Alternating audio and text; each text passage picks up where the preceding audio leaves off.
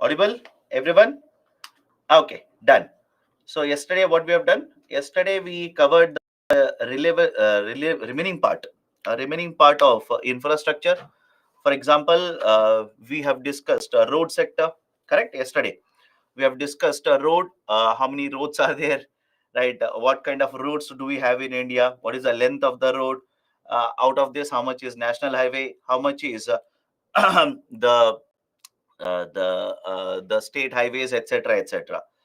So apart from that, we also discussed what are the issues in case of road sector. Then what are the reforms that have been implemented by the government. In fact, if you have read yesterday's Hindu as well as today's Hindu newspaper, today's Hindu newspaper, there is one important article. Please read that. Bharat NCAP. Right. Yesterday also it was there. Today also it is there. But in fact, today there is a very bigger article. Right. Today there is a very big article on Bharat NCAP. Please read that article again. Sir, is it from economics? Not strictly from economics, but there are so many areas that let's say the question can be asked on the concept of Bharat NCAP. It is purely current affairs. Please read that article. Okay, so yesterday we discussed road sector. After road sector, we have discussed civil aviation market, right? The problems in civil aviation, what reforms, what is Udan scheme, etc., etc. And in addition to that, we have discussed a port sector in India, how the ports are divided into major ports, non-major ports, who will take care of the major ports, who takes care of the non-major ports, how much is the cargo handled in the major, non-major, what are the issues in the port sector, what reforms can be implemented, what reforms are being implemented. For example, Sagarmala initiative, waterways, right, etc., etc. So that is what you have discussed yesterday, and after that we started with the discussion on the concept of planning, idea or the concept related to planning. And in planning, what we have discussed, right? Basically, what do you mean by economic plan? What was the need for economic planning in India? Right? Why did Government of India adopt this model of economic planning, and how the evolution has happened? When was the first plan that was recommended for India?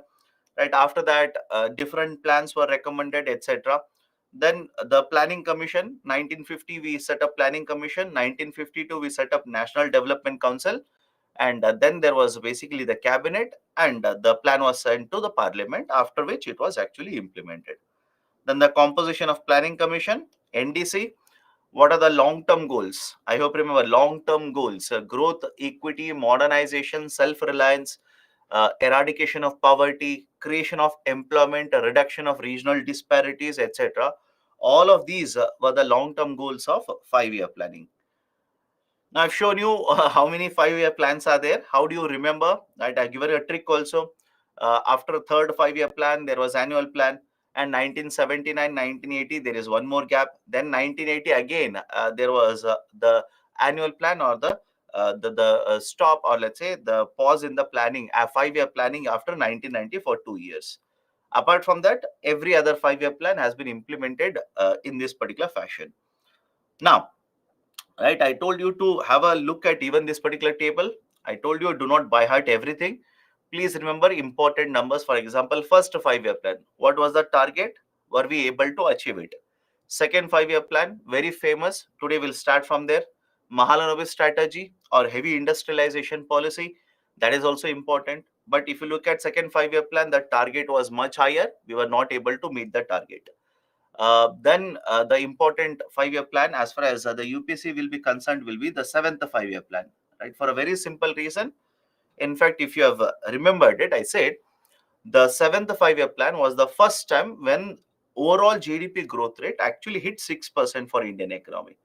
For the first time, we were able to reach a 6% GDP growth rate, 6% GDP growth rate. And in fact, I said in the seventh 5 year plan, there is a 1 year, financial year 89, wherein India's agriculture sector actually registered a double-digit GDP growth rate, 10.4%.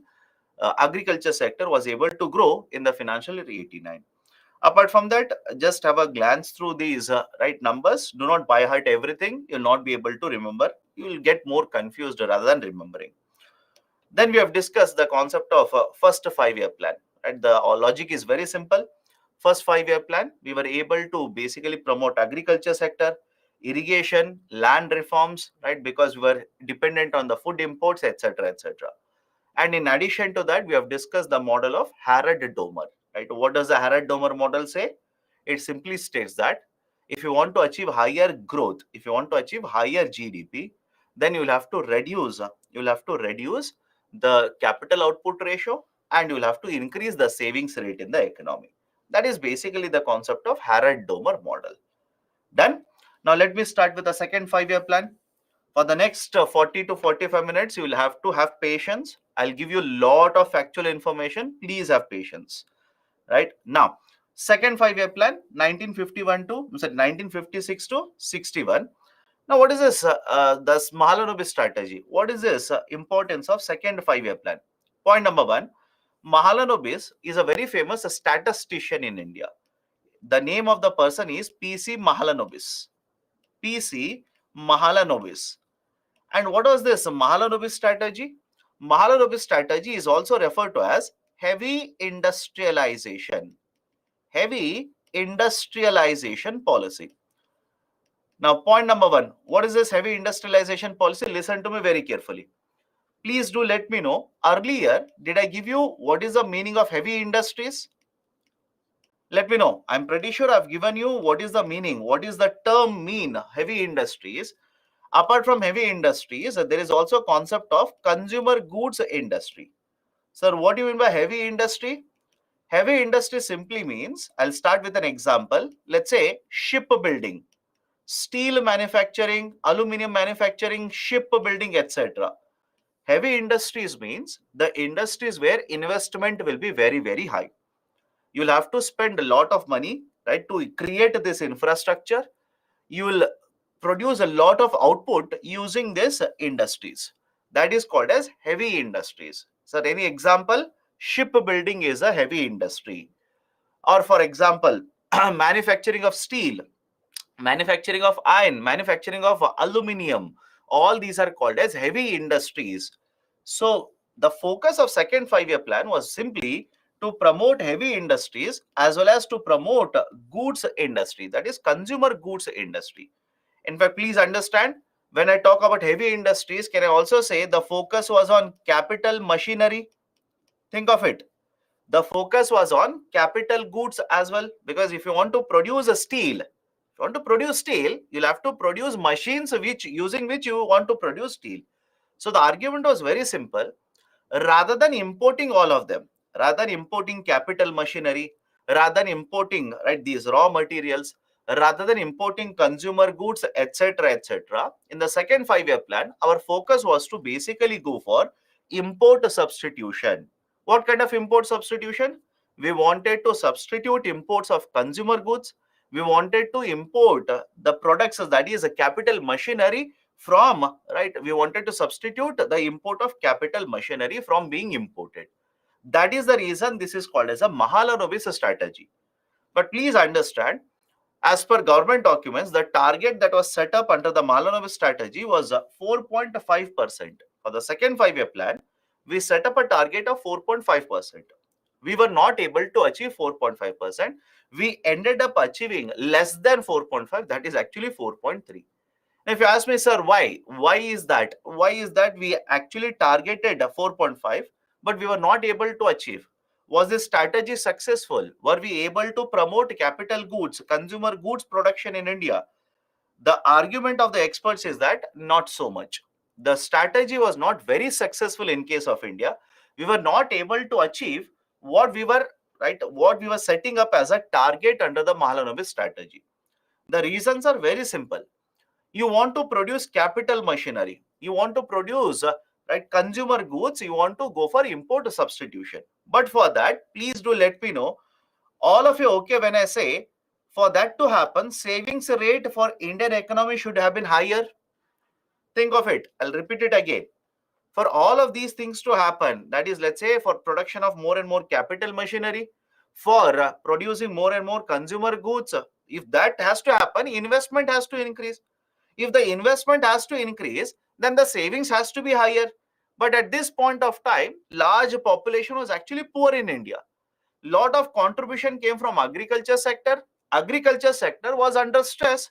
We were not able to produce more and more output in the agriculture sector. Farmers were suffering because of it. So as a result of this, the strategy was not very successful in going for import substitution. In fact, there's a criticism for this strategy. What is the criticism? There are two economists, please remember, slightly entering into optional paper now. There are two economists. One is Mr. Brahmananda and the second one is Mr. Vakil.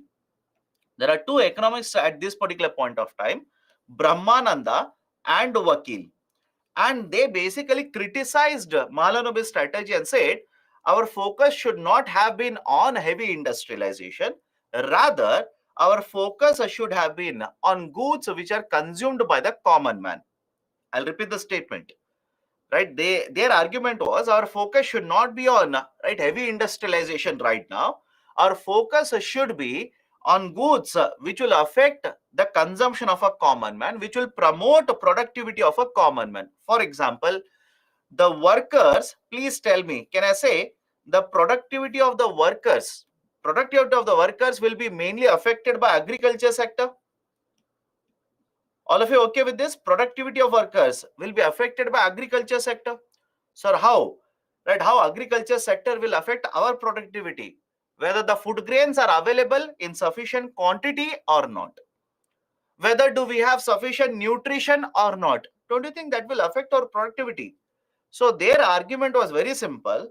Do not focus on heavy industrialization. We are not there yet. We can do it later. Right now, focus on goods which are associated with worker productivity, such as production of a textile, more and more textile in India, that is clothing in India, production of more and more agriculture output in India. The government strategy, government focus should be on these kind of goods, not on heavy industrialization. And they called these goods which would affect workers' productivity directly, they call these as wage goods. I'll repeat the concept here. Please understand this carefully. The idea of heavy industrialization was to go for import substitution.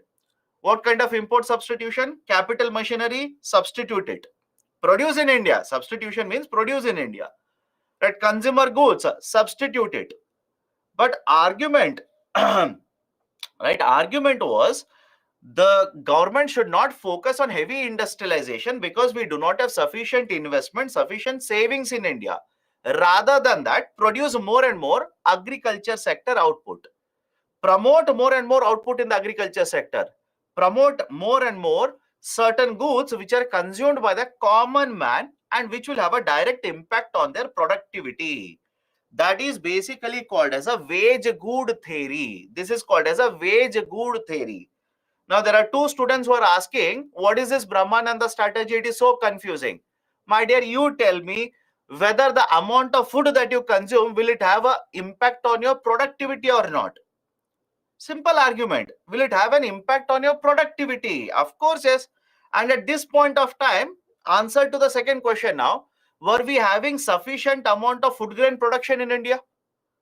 Was there sufficient supply of food grain production? Of course, no.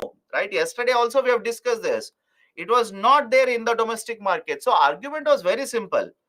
There is an issue regarding wage goods product or wage goods supply in the market. That is the precise reason. Focus more on that. Later you can go for heavy industrialization.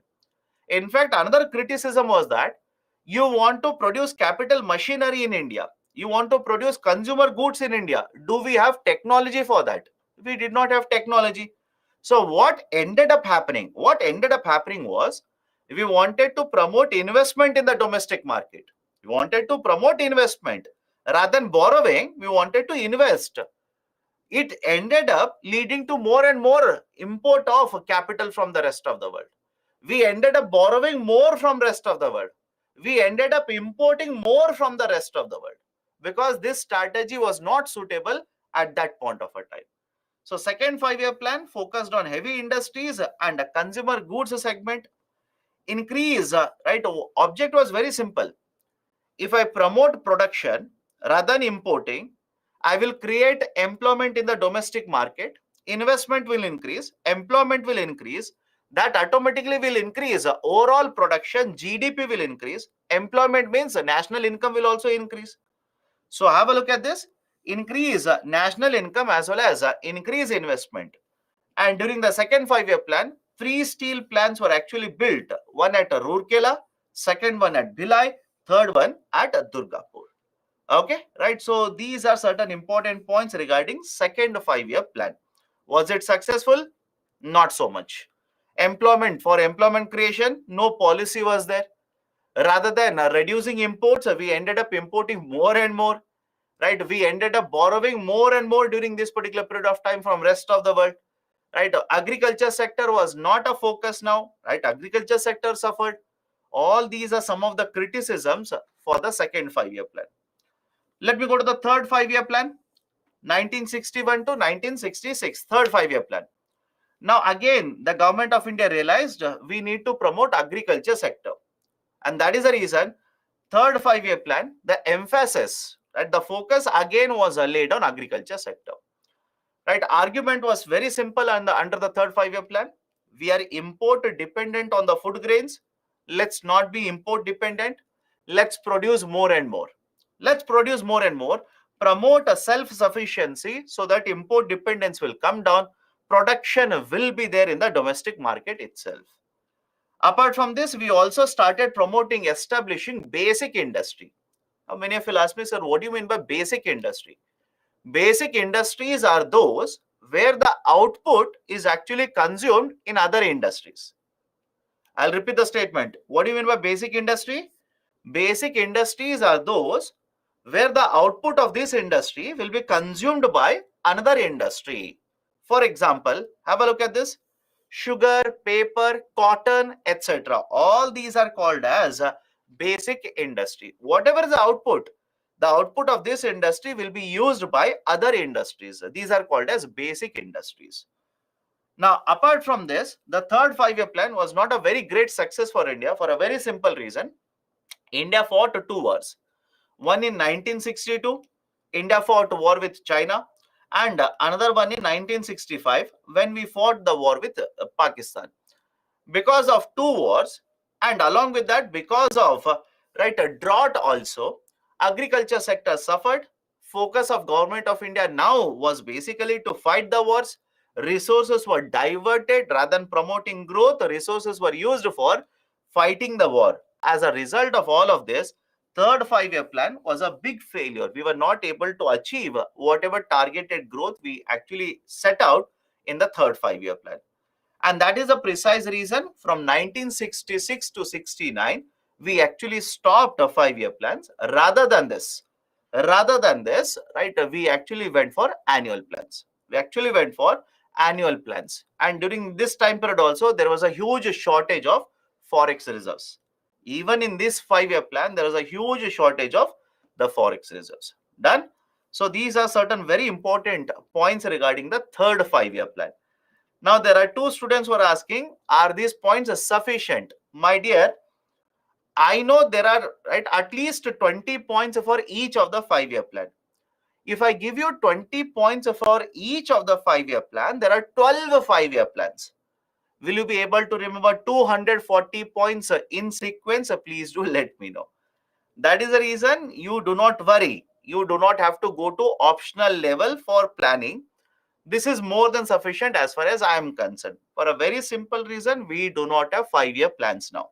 Point number 1, there are no 5-year plans. Right? That is the precise reason. We have discontinued 5-year plans. So whatever is the historical context of this, that's more than sufficient. Do not worry about the details about every 5-year plan. Now let me go to fourth 5-year plan. Now before I start discussing, just make 2 observations. One, nationalization of the banking sector. Nationalization. Second one, right, we started implementing lot of welfare programs from the fourth 5-year plan. So why is this important? Why is this important to make observations? Please tell me, compared to first, second and third, don't you think in the fourth 5-year plan, if government of India will target nationalization plus implementation of lot of welfare programs, does it not mean the government is changing the strategy now? Please think of it. I'll repeat it again and we'll connect it to yesterday's point. Compared to first, second and third 5-year plan, now government has started promoting green revolution. Government has promoted nationalization of the banking sector. Government has started promoting lot of social welfare programs. What is the meaning of it? Can I say, compared to earlier 5-year plans, now government of India wants to address poverty much more at a targeted level? Does it make sense or not? Government is more concerned about eradication of poverty. Government is concerned about more about the welfare of poor people in the economy. That is the argument. Please remember this. This was in fact asked by UPSC. This was in fact asked by UPSC. And moreover, please look at it. Nationalization of the banking sector, does it not mean government is focused on the financial market? Nationalization of the banking sector means what? Government is covering banking sector. Is it not basically the argument of financial market? Is it not having a policy regarding financial market in the 5-year plan? So that is right, the observations here. Please keep on making observations like this. UPSC may not ask you directly nationalization, but can they ask you financial market was covered under which of the following 5-year plans? Those kind of questions have been asked. Please be very careful. Now, fourth 5-year plan. Why is it important? Point number one. Government of India has changed the strategy now. Rather than following a trickle down, I repeat, rather than following trickle down, now government says, I will directly start attacking poverty. Attacking poverty means I will implement policies which will help me in eradicating poverty. I will implement policies which will help me in creation of welfare for the people, etc., etc. So two objectives were created under this fourth 5-year plan. One, we should have a stable growth, and we should also move towards a concept of Atmanirbharta or self-reliance. Apart from this, in case of fourth 5-year plan, government introduced the concept of nationalization of banking sector. 14 banks were actually nationalized in the fourth 5-year plan. Government started promoting green revolution, right? We started implementing a lot of social welfare programs. And please remember this, right? Please remember this. Fourth 5-year plan is also known for implementation of family planning programs in India. Very important. Please remember this. Sir, why are you talking about family planning in a fourth 5-year plan? In the last couple of months, have you come across newspaper articles which says India is the most populous country in the world? Yes or no? Let me know, right? Those who are reading current affairs, they will know this. India has become the most populous country in the world. Now, in the context of that, can UPSC suddenly ask you, in which of the following 5-year plans family planning was introduced by the government? Concept of family planning was introduced by the government. Suddenly they will ask you. And most of you will keep on thinking, what is the connection? What is a connection? Why has UPSC asked this kind of a question? There is a connection, right? There's a connection because we have become the most populous country in the world now, right? So two objectives: stable growth, self-reliance. Apart from that, green revolution, nationalization of banking sector, social welfare programs, right? Family planning was introduced, and in fact, regional level planning was also discussed. Regional level planning, right? The plans at the regional level, plans at the local level were also discussed in the fourth 5-year plan. Done. So please be very, very careful. Fourth 5-year plan, these are the important points. Now, let me go to the fifth 5-year plan. Fifth FYP, important. Fifth FYP, important. Why? This was the 5-year plan during the tenure of which, that is during the implementation of which, government imposed emergency. Emergency was not discussed in the 5-year plan. I hope you understand that. Emergency was not discussed. Emergency was imposed during the tenure of fifth 5-year plan. Now, what are the important points regarding the fifth 5-year plan? First one, government introduced a concept called as a 20-point program. Very, very famous, by the way. Government introduced the concept called as a 20-point program. You do not have to remember 20 points. I don't remember 20 points. It's of no use for you. Why? It was implemented from 1970s, and during 1970s, mid 1970s, 20-point program was introduced. And when Mr. Manmohan Singh was the prime minister, again the 20-point program was revised. So you don't remember the 20 points, but let me know. 20 points generally will focus on social welfare programs such as eradication of poverty, women empowerment, right? Providing housing for the poor people, addressing the issue of slums, providing drinking water facility. These are the 20 points. Right? These are generally the 20 points, right? So you do not have to remember all the 20 points, but remember the basic idea, right? Poverty, addressing poverty issues, providing drinking water, right? Providing the housing for poor people, slums would be addressed, etc., etc., right? So that is basically the idea of a 20-point program. So fifth 5-year plan, first one, we wanted to address, right? We wanted to address the issue of poverty, alleviation of poverty, eradication of poverty. And this was the time period when government introduced a punchline called as Garibi Hatao. Right, Mrs. Indira Gandhi was the prime minister. Under the chairmanship of Mrs. Indira Gandhi, we introduced the concept or a punchline called as a Garibi Hatao. Now, how can we eradicate poverty? For that reason, we introduced the concept of 20-point program. 20-point program. Apart from poverty alleviation, self-reliance. As usual, self-reliance. Self-reliance was also the target here. In fact, please understand this. Many of you later will keep on asking me, sir, self-reliance appears in multiple plans. Is it correct? Yes. Right. Generally, it is argued that in the first 6 to 7 5-year plans, the target was self-reliance, target was growth. In every 5-year plan, generally you will see growth. Right. In first 6 to 7 5-year plans, you will keep on observing the term self-reliance. Right. So that is one more point. Second, we wanted to promote employment opportunities. We wanted to promote a creation of employment opportunities. And that is a precise reason lot of welfare programs were introduced at this particular point of time. For example, there is a scheme that I've written here. Please remember the name of the scheme. Don't do a detailed study about this. Hundreds of schemes have been introduced during planning, not relevant. Remember the name. What is the name? Integrated Rural Development Program. Integrated Rural Development Program. IRDP, Integrated Rural Development Program. So to promote employment generation as well as self-employment in the rural part of India, Government of India introduced the concept of IRDP. Now, many of you will ask me, sir, I came across IRDP in the fifth 5-year plan. I also came across IRDP in the sixth 5-year plan, which is correct. Please understand this. IRDP was introduced in the fifth 5-year plan, later expanded to cover all the districts in the sixth 5-year plan. When was it actually introduced? It was actually introduced in the fifth 5-year plan.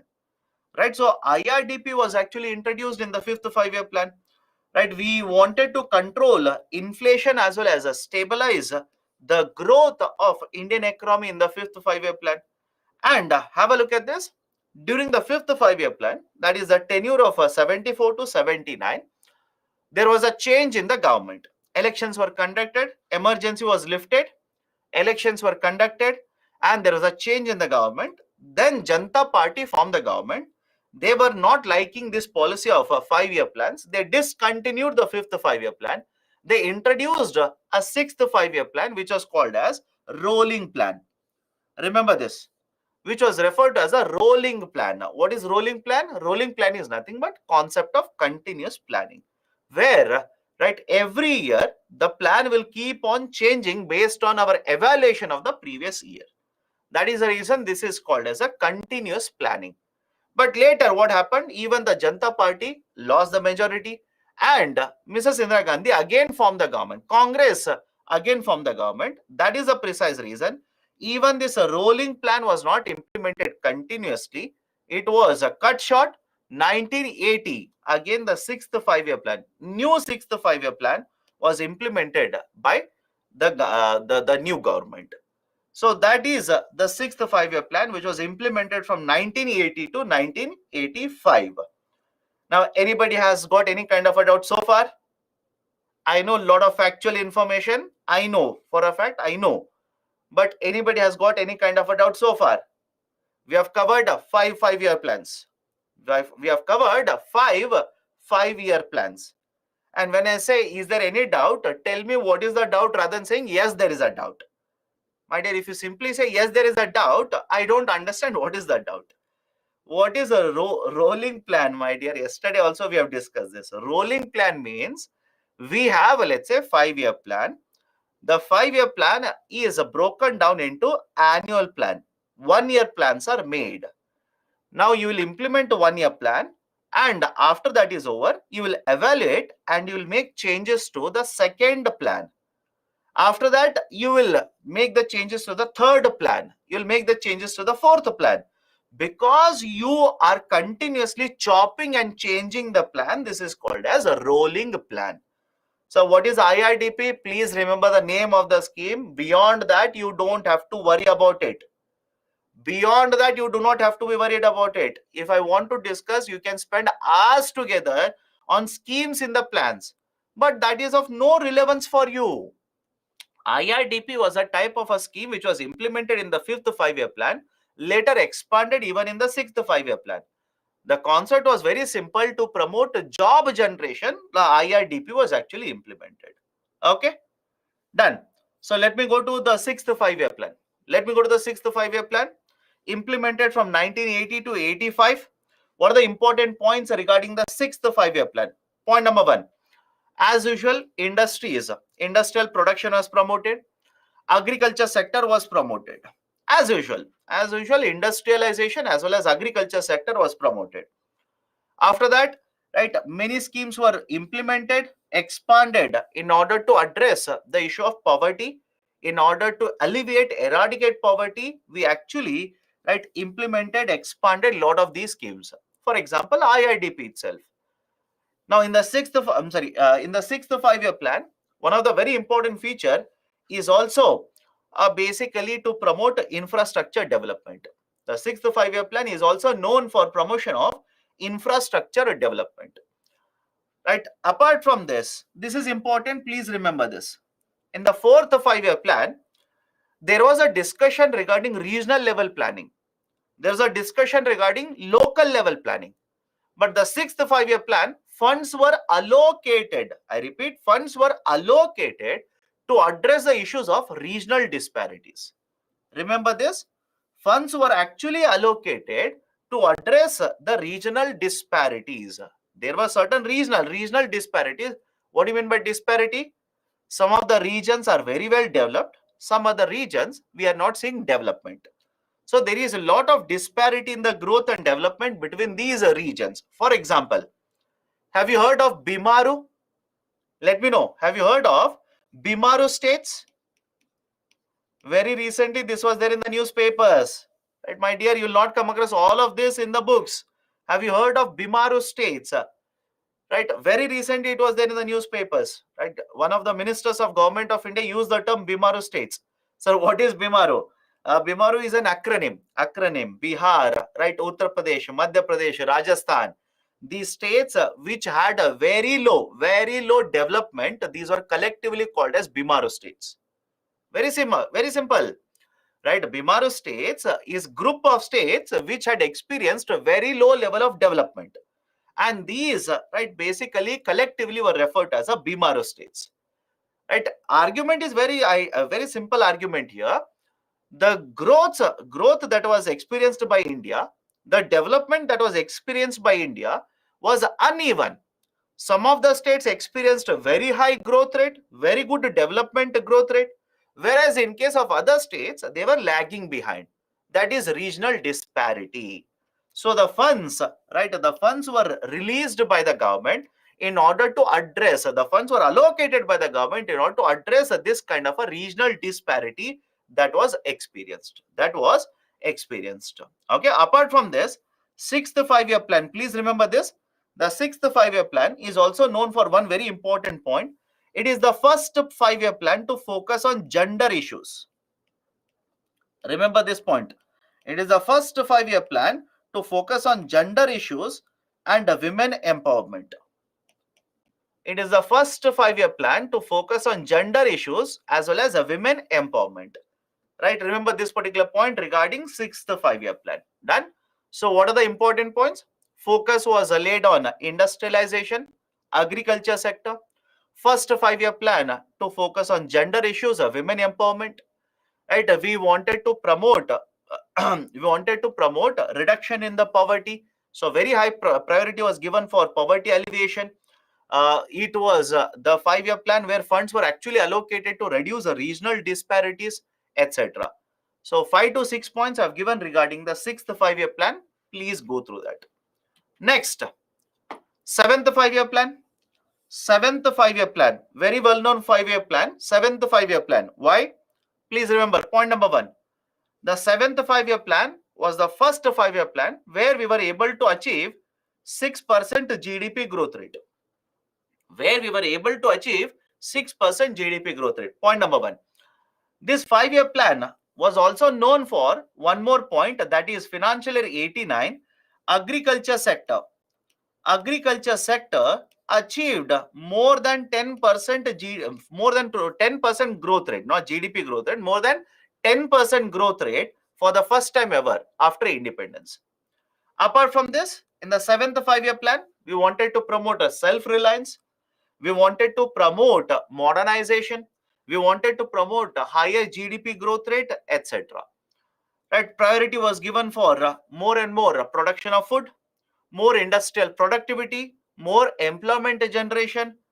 There was a focus on infrastructure, which started in the 6th 5-year plan, continued even in the 7th 5-year plan. Right? A role of small-scale industries, smaller industries, as well as food processing sector was actually promoted. And various other programs such as Jawahar Rozgar Yojana. Jawahar Rozgar Yojana was actually launched. And again, please understand my point here. In almost all the 5-year plans, different schemes have been launched. Different schemes. As far as I am concerned, only some of the schemes are relevant to you. Remember the schemes where they were actually launched. Remember, just by heart it. Do not waste your time.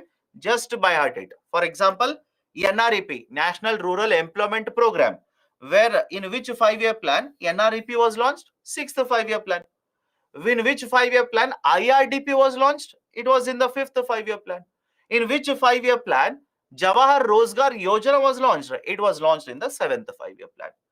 Right? So please remember the name of the schemes. Beyond that, please do not waste your time.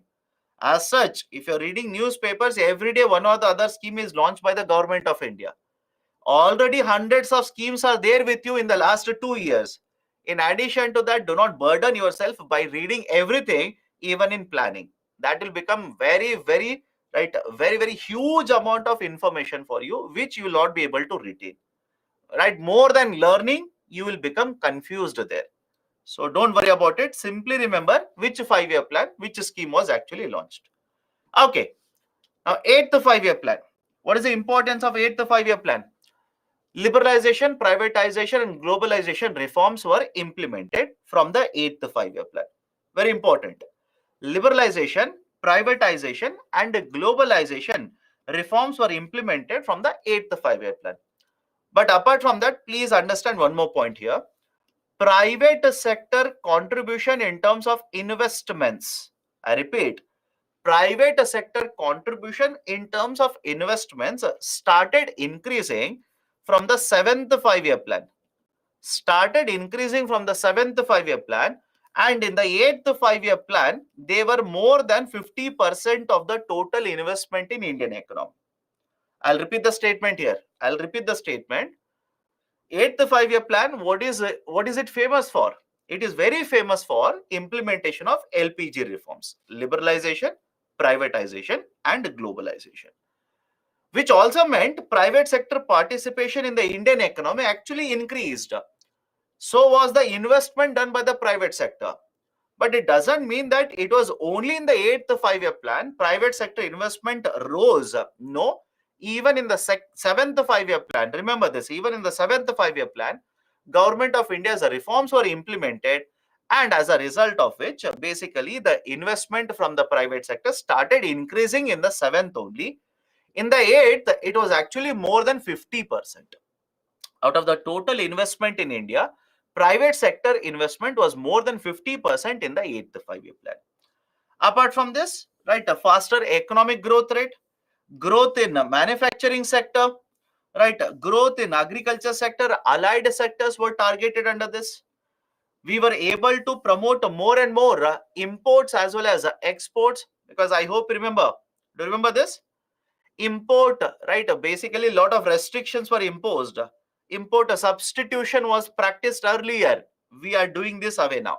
We are basically doing it away. Import licensing, export licensing, all these norms were actually removed.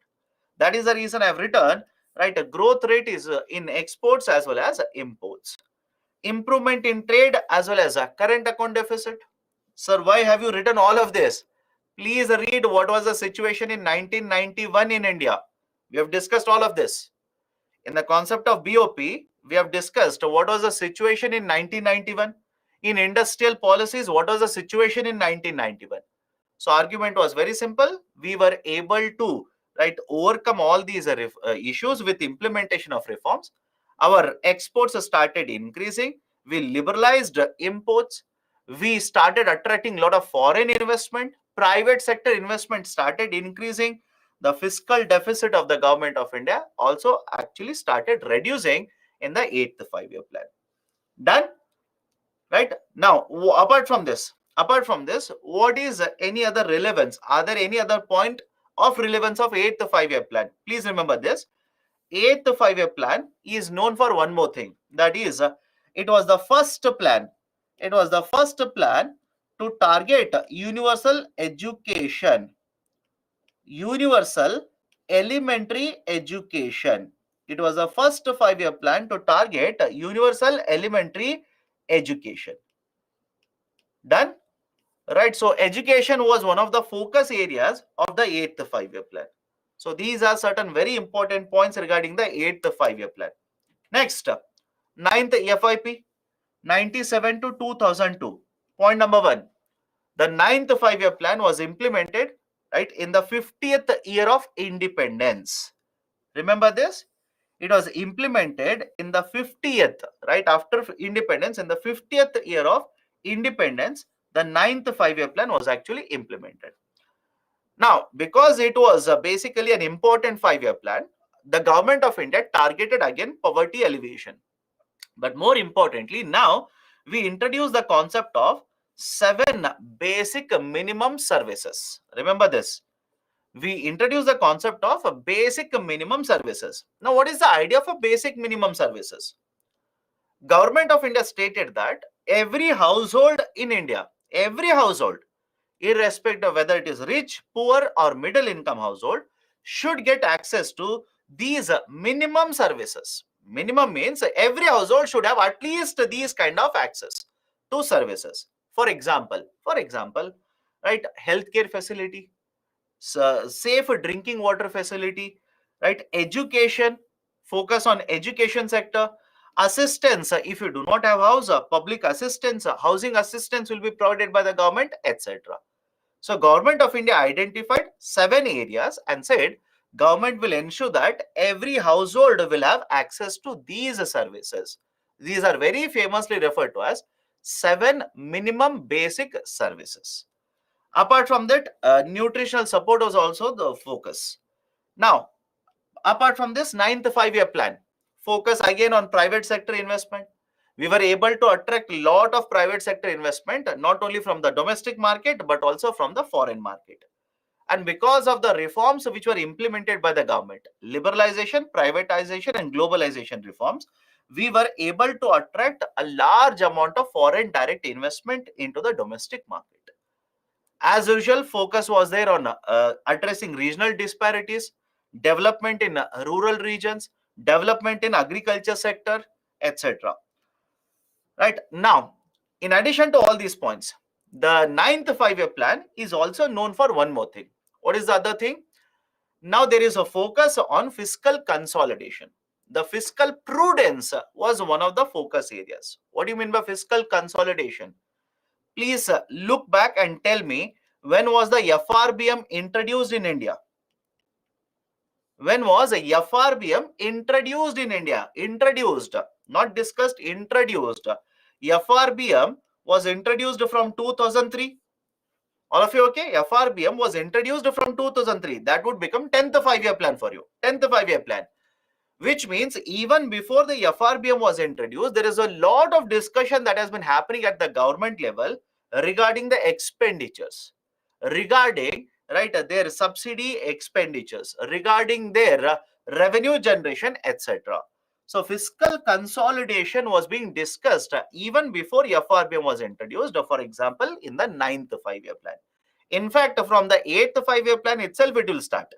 From the 8th 5-year plan itself, it will start, because in the 8th 5-year plan, 92 to 97, our fiscal deficit was very high, expenditures were very high. We were targeting all of these. Okay. So plan also pursued a fiscal consolidation. Right, we were able to achieve accelerated growth. Accelerated means increasing growth rate along with maintaining stable price levels in the domestic market. So these are certainly very important points regarding the 9th 5-year plan. 10th 5-year plan. Right, 3 more plans are left out. Please have patience. Many of you are asking, sir, very difficult to remember. I know. I sympathize. I know these are very difficult to remember, not because points are difficult, because there are too many points for every plan. Right, you can revise it once or twice. Automatically you will learn certain tricks, how to connect, where to remember, etc, etc. For example, right, I'll give you certain tricks. Please tell me, 1971 is very important year in case of a polity subject. What is the importance of 1971? I'm just trying to tell you how to connect the dots. How do you remember these tricks? Right, 1971 is very important for you in case of polity. Why? Right, can I simply say again, not war, etc, etc? Yes, all those points are important, but in case of India, for polity, when you read about polity, don't you think 1971 becomes relevant? Because for many of the elections, we take 1971 population as the base. Yes or no? Right, the 1971 population is taken as the base, correct? Again, I know, sir, that case, this case, liberation of Bangladesh, etc., all those are relevant. I'm trying to tell you one more trick for economics here. Right, so population base, for many of the things, 1971 population is taken as a base. Sir, any example? Until very recently in finance commissions, in the finance commission, whenever they covered population, what was the population that they actually took? Think, I've given you a table also. Earlier. Right, 1971 was the base population that was considered. That was the population base that was considered. What about presidential election? What about a delimitation? I hope you understand. What about delimitation, presidential election, etc.? Which population is considered, right, for all of these? 1971 population.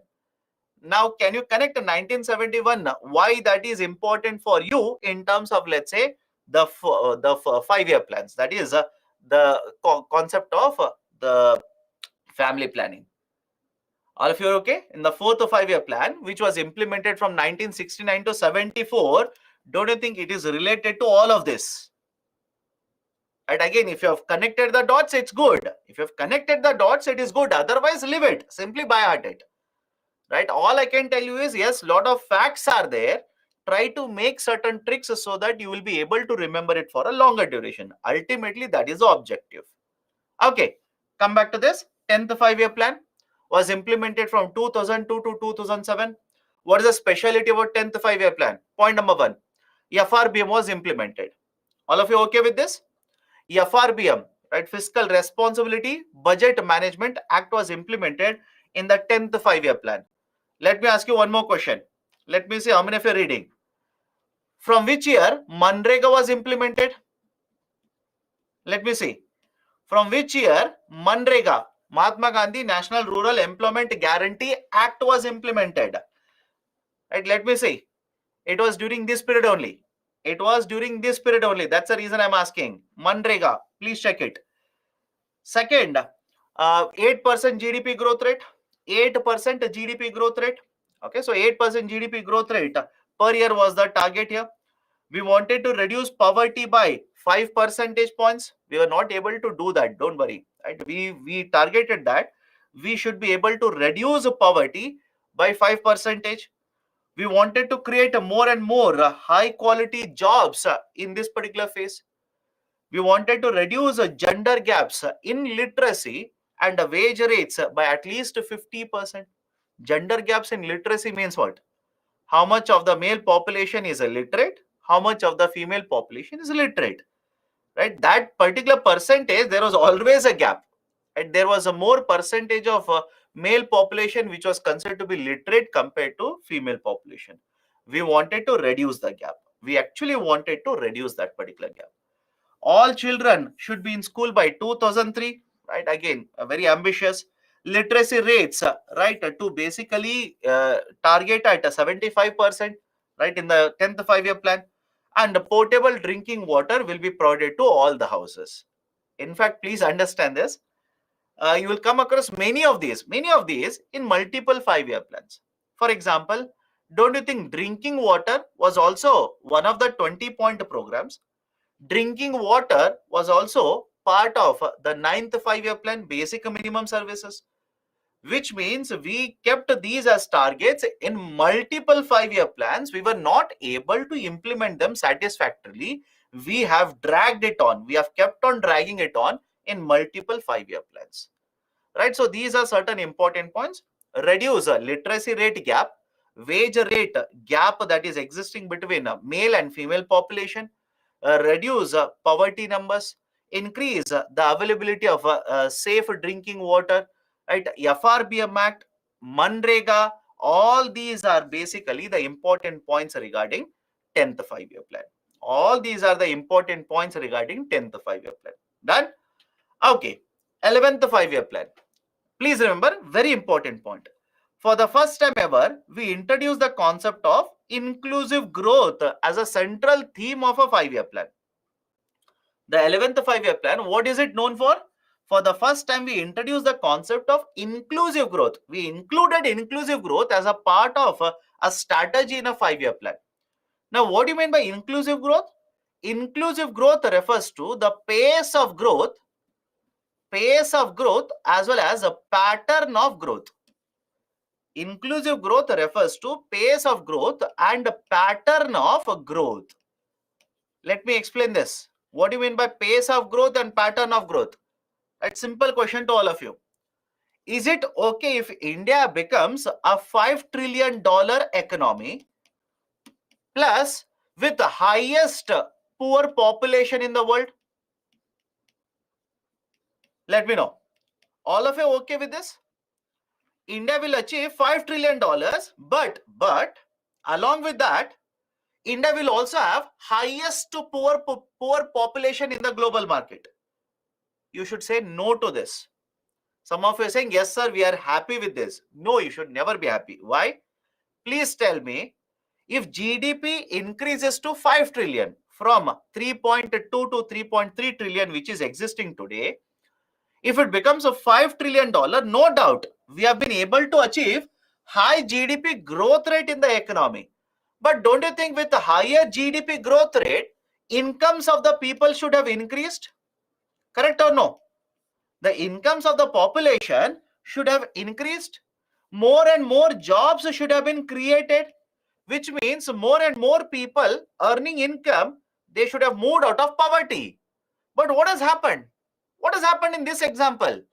We have achieved GDP, no doubt. We have excelled in the GDP growth rate, but the benefit of the growth has not reached all the sections of the society. Is it okay? Can I say this now? I'll repeat it again. We have been able to achieve this growth, which is very satisfactory. But the benefit of growth has not reached to all the sections of the society. Sir, what do you mean by this? Let me give a very simple example. How GDP is calculated? Can I say GDP is calculated using incomes of the people? Do you remember that? GDP can be calculated using, right, incomes of, right, the service providers, income method, production method. So third class, what we discussed in the third class, I'm mentioning that in the 23rd class. So please be very careful. Let's say there are three people, A, B, and C. A is earning 100, B is earning, let's say, 200, C is earning 5,700. Which means in this example, the overall income, that is basically GDP, is how much? 6,000 rupees. Now, can it become 10,000 rupees? Of course, yes. Can it become 10,000? But what if it becomes like this? 9,800, right? 100 and another 100. Right? Do you think the situation of the people, right? The situation of the people has actually improved from the first example to the second example? No. That is the reason. Please remember this. Achieving GDP is important, no doubt. Achieving higher GDP is good for Indian economy. But it is also important to ensure that the benefit of higher GDP will be flowing down, will go to all the sections of the society. Now tell me, can I say this is a pace of the growth as well as a pattern of the growth? Can I call this as a pace as well as a pattern of the growth? What is the pattern of the growth we are achieving, along with what is the pace of the growth we are achieving? That is called as inclusive growth. In simple terms, if we are able to achieve growth along with the development, if we are able to achieve growth along with the development, that would be referred to as an inclusive growth. Anybody has an issue? Let me know. Anybody has an issue with the terminology inclusive growth? Now tell me, looking at the last 2 to 3 years, actually what is happening in Indian economy? Do you think we are achieving inclusive growth in India? Think of it. We are achieving inclusive growth in India. No doubt government is implementing reforms. Again, I'm not saying government is not doing anything. Please do not twist my words. I'm not saying government is not doing anything. We are implementing reforms. We have been able to reduce poverty to a certain extent. We have been able to create jobs to a certain extent. But don't you think even today, lot of income disparities existing in India? All of you okay with this? Lot of income gaps are present in India. Lot of wealth gap is present in India. In fact, as per one of the report, I'll show you that later. The income gap and the wealth gap, as per this report, because of the pandemic, has actually increased in India. I'll repeat the statement. There are multiple reports. As per one of the reports, the gap of income in India, the gap of wealth in India has actually increased because of the pandemic. Right? Because of the pandemic, that gap has actually increased. And not just that, not just right, the income gap and wealth gap, there is gender inequality also present in India. Gender inequality. What do you mean by gender inequality? I'm referring to income inequality here. Around 18% of the total incomes generated in India are earned by women population, women workers, around 18%. And remaining 82% is earned by the male population. So can you imagine to what extent gender income inequalities are actually present in India? So we are moving towards inclusive growth, but there is a long way to actually achieve inclusive growth in India. So as a concept, for the first time, inclusive growth was introduced in the 11th 5-year plan. For this, achieving inclusive growth, a comprehensive strategy was provided in the 11th 5-year plan. We wanted to empower the population by providing skilling, right? By providing skilling to the population, by promoting education, right? Gender inequalities which are present, we wanted to reduce these gender inequalities in the 11th 5-year plan. Drinking water facility, as well as right, the targets for agriculture sector, GDP, etc., etc. These were the provisions in the 11th 5-year plan. Done. So final, last 5-year plan, in fact, not at all important. Reason is simple. We were not able to implement the 12th 5-year plan completely. Okay. We were not able to implement the 12th 5-year plan completely. Why? I hope you remember this point yesterday.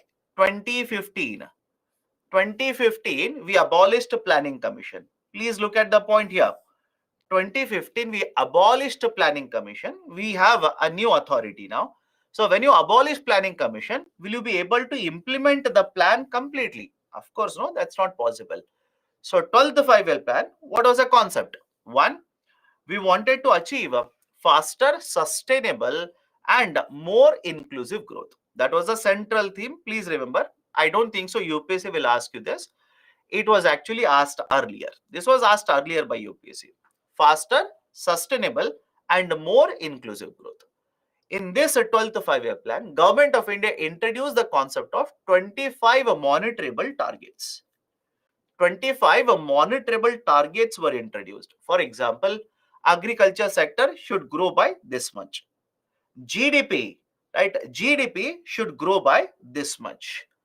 Right? Overall industries should grow by this much, etc. So targets, 25 targets were actually set up in the 12th 5-year plan, and individually for the states also in multiple 5-year plans. Individually for the states also targets have been provided. So manufacturing should grow at 10%, agriculture sector should grow at 4%, the GDP, real GDP should grow at 8%. These kind of targets were given in the 12th 5-year plan. This is basically the point related to 12th FIP. Nothing more than this is required for you for UPSC, for a simple reason. We have not implemented the 12th 5-year plan completely. We were not able to implement it because we abolished planning commission midway, and we replaced planning commission, or we abolished planning commission and introduced a new authority by the name of National Institution for Transforming India, Niti Aayog. Done? Okay, right. So these are the 12 5-year plans. Let me go to the next evaluation of 12 5-year plans. Any problem so far? Any problem? A shift in the pattern of industrialization with lower emphasis on heavy industries and more on infrastructure began in 8th FIP. I will not say that we gave lower importance to industrialization. I will not say that. What I would say is infrastructure was targeted mainly from the 7th, 8th 5-year plan. Right? I will not say 8th 5-year plan is not 8th 5-year plan. We gave lesser emphasis for industry. No, I did not say that. It was basically a promotion of industrialization done in the 7th 5-year plan, and especially from the 8th 5-year plan. Especially from 8th 5-year plan. Done? Okay. Can we go forward? Now, what is the evaluation of economic planning? What is the evaluation of economic planning? Right? Let's look at achievements. Let's look at certain drawbacks or right, let's say failures of planning commission. Then we can make a conclusion on that. And there are two students who are asking, sir, explain Niti Aayog. My dear, I have not yet completed planning. See, there is a discussion on Niti Aayog. Have patience. Have patience. We'll come to Niti Aayog. What are the achievements of economic planning? Right, point by point. Point number one, we were able to increase our agriculture production from a country which was dependent on the import. Today, we are exporting country for agriculture sector. All of you okay with this? Let me know. In fact, to a very great extent, India has a very high power in the sense, has a very high influence in the overall international agriculture market. For example, sir, how can you say we have a very high influence in the international market? Very recently, Government of India banned wheat exports. Very recently, Government of India has banned rice exports. And as a result of this, can you see what is happening in the international market? In the last 1 week, have you not come across articles where many other countries are asking Government of India, please allow us to import rice from you. Please allow us to import wheat from you. So I hope you understand, from a country which faces scarcity, from the country which faced scarcity, now we are a country which are exporting to the international market. So that is an achievement. That is very important achievement. Second, GDP growth rate also has increased. All of you okay with this? GDP growth rate also has increased. In fact, right, yesterday one of the student was asking, sir, what is this term Hindu growth rate? What is this term Hindu growth rate? Now please understand, do not get stuck up with the term Hindu there. I'll repeat it again. Do not get stuck up with the term Hindu. It does not have anything to do with the religion. right? The term was actually coined by one of the professor by the name of Professor Rajakrishna. Professor Rajakrishna. What is the meaning of the Hindu rate of growth? In one of the speeches Mr. Rajkrishna gave, the professor basically cited, economist by the way, professor cited that doesn't matter whatever the government does, doesn't matter whatever government of India will do, we will not be able to go beyond a 4 to 4.5% GDP growth rate. I'll repeat the statement. Right? The argument of this economist was that doesn't matter whatever policies are implemented by the government, right? Our situation is such that our GDP growth rate will not cross beyond 4 to 4.5%. And that he stated that it is a Hindu rate of growth. Again, please understand the term Hindu does not have anything to do with the religion here. Many people have connected the term Hindu with philosophical thinking, philosophy, Hindu philosophy. Right? Meaning what? We should be content with whatever we have. All of you know this? We should be content with whatever we have. Right? So that is basically the argument of Hindu rate of growth. He stated that doesn't matter whatever government policies are, government will keep on making changes in the policies. We will not be able to go beyond this particular 4 to 4.5% growth rate. That is basically the term Hindu growth rate. In fact, last year, right, last 3 to 6 months, this term Hindu growth rate has become very famous. Has anybody come across this? Former RBI governor basically stated that, right? Basically stated that we are stuck up in this particular range of 4 to 5% GDP growth rate. He said we have returned back to Hindu growth rate. Now, beyond that, you do not do a PhD on this. Beyond this, you do not do a PhD. Those who are asking, sir, why he used the term Hindu, what was his thinking, etc. There is an essay, there is a speech given by Mr. Professor Rajkrishna. You will get it on internet. You can download and read it. But I would simply say it is useless. It is not at all needed for UPSC. Beyond this, there is no importance of this. Do not waste your time. Now, what are the achievements? GDP growth rate was very high now, especially post 1990. Especially post 1990, we have been able to achieve 5%, 6%, 7%, 8% GDP growth rate. Right? Industrial growth rate has improved. The BPL population, what is BPL? BPL stands for below poverty line. Below poverty line. BPL stands for below poverty line. It means how much of our population is actually considered to be poor. The below poverty line population, the percentage actually has reduced. For example, remember this, in 1990s, more than 40% of our population, was considered to be poor. By 2011, this has come down to 21.9%. By 2011, this has actually come down to 21.9%. So, below poverty line, poor population in India has decreased. Food production also has increased. Right? We have been able to produce more and more, export more and more to the international market. Okay. Having said so, what are the areas where planning has actually failed? Where planning has failed?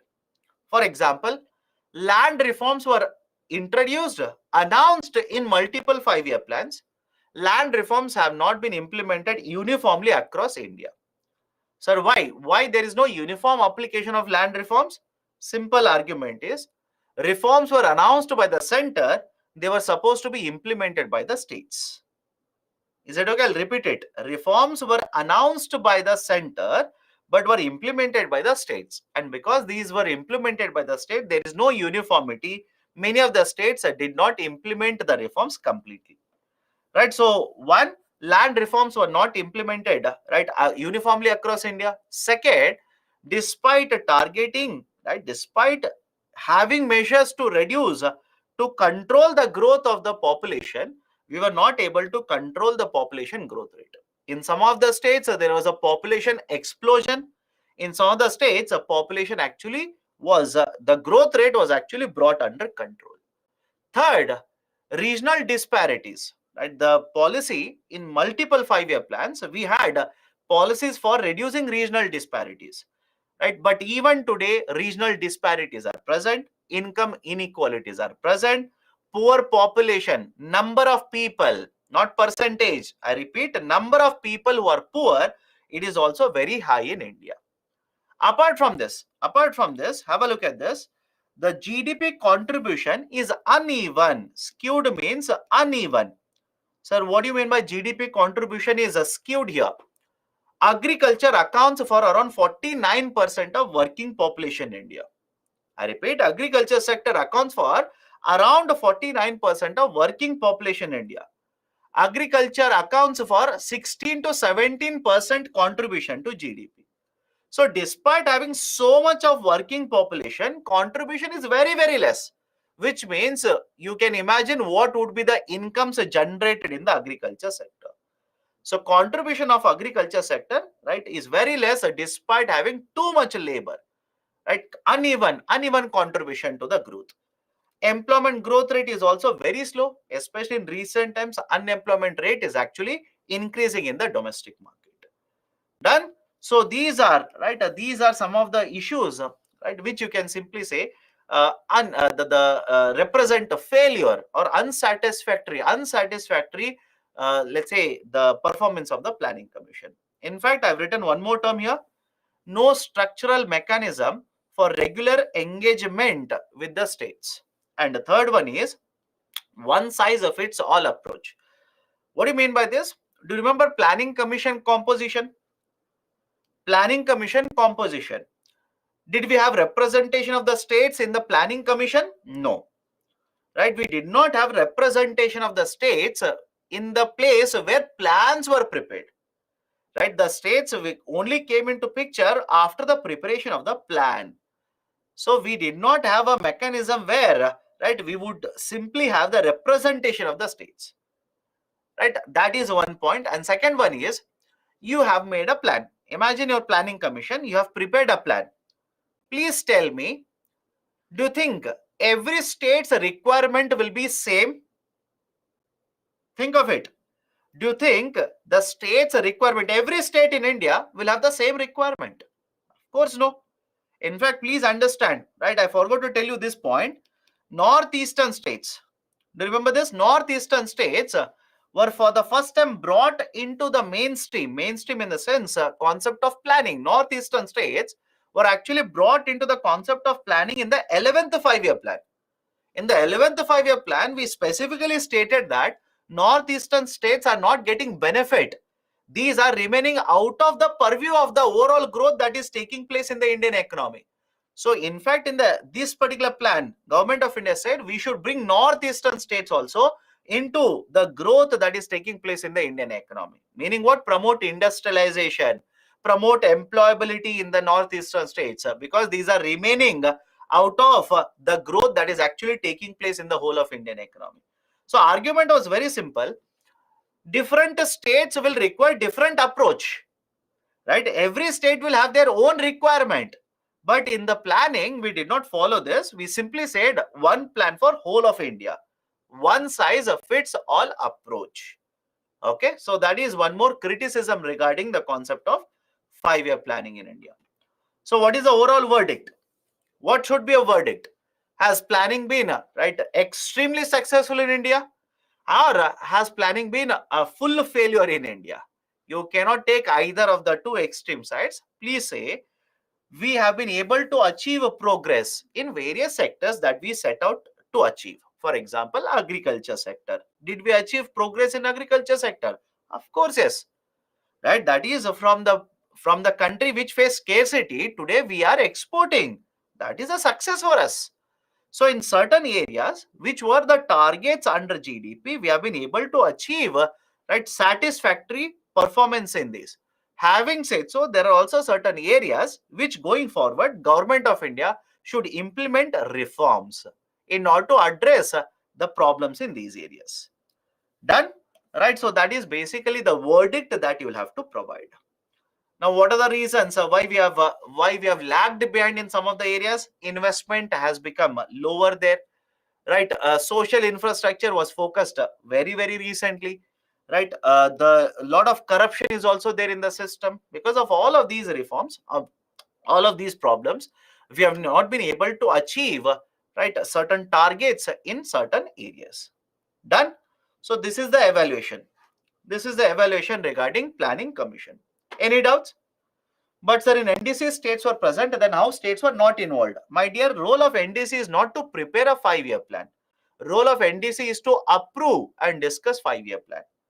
So the planning stage is preparation of the planning. The states were not involved in the planning commission. That is the criticism. Okay. Okay. Any other doubts? Any other doubts? Done. Next, Niti Ayog. Next concept is Niti Ayog. Please explain the point of one plan fits for all. You have a 5-year plan for whole of India. State of Karnataka would have different requirement. State of Bihar, state of Rajasthan, every state would have a different requirement altogether. But you have prepared one plan for whole of India.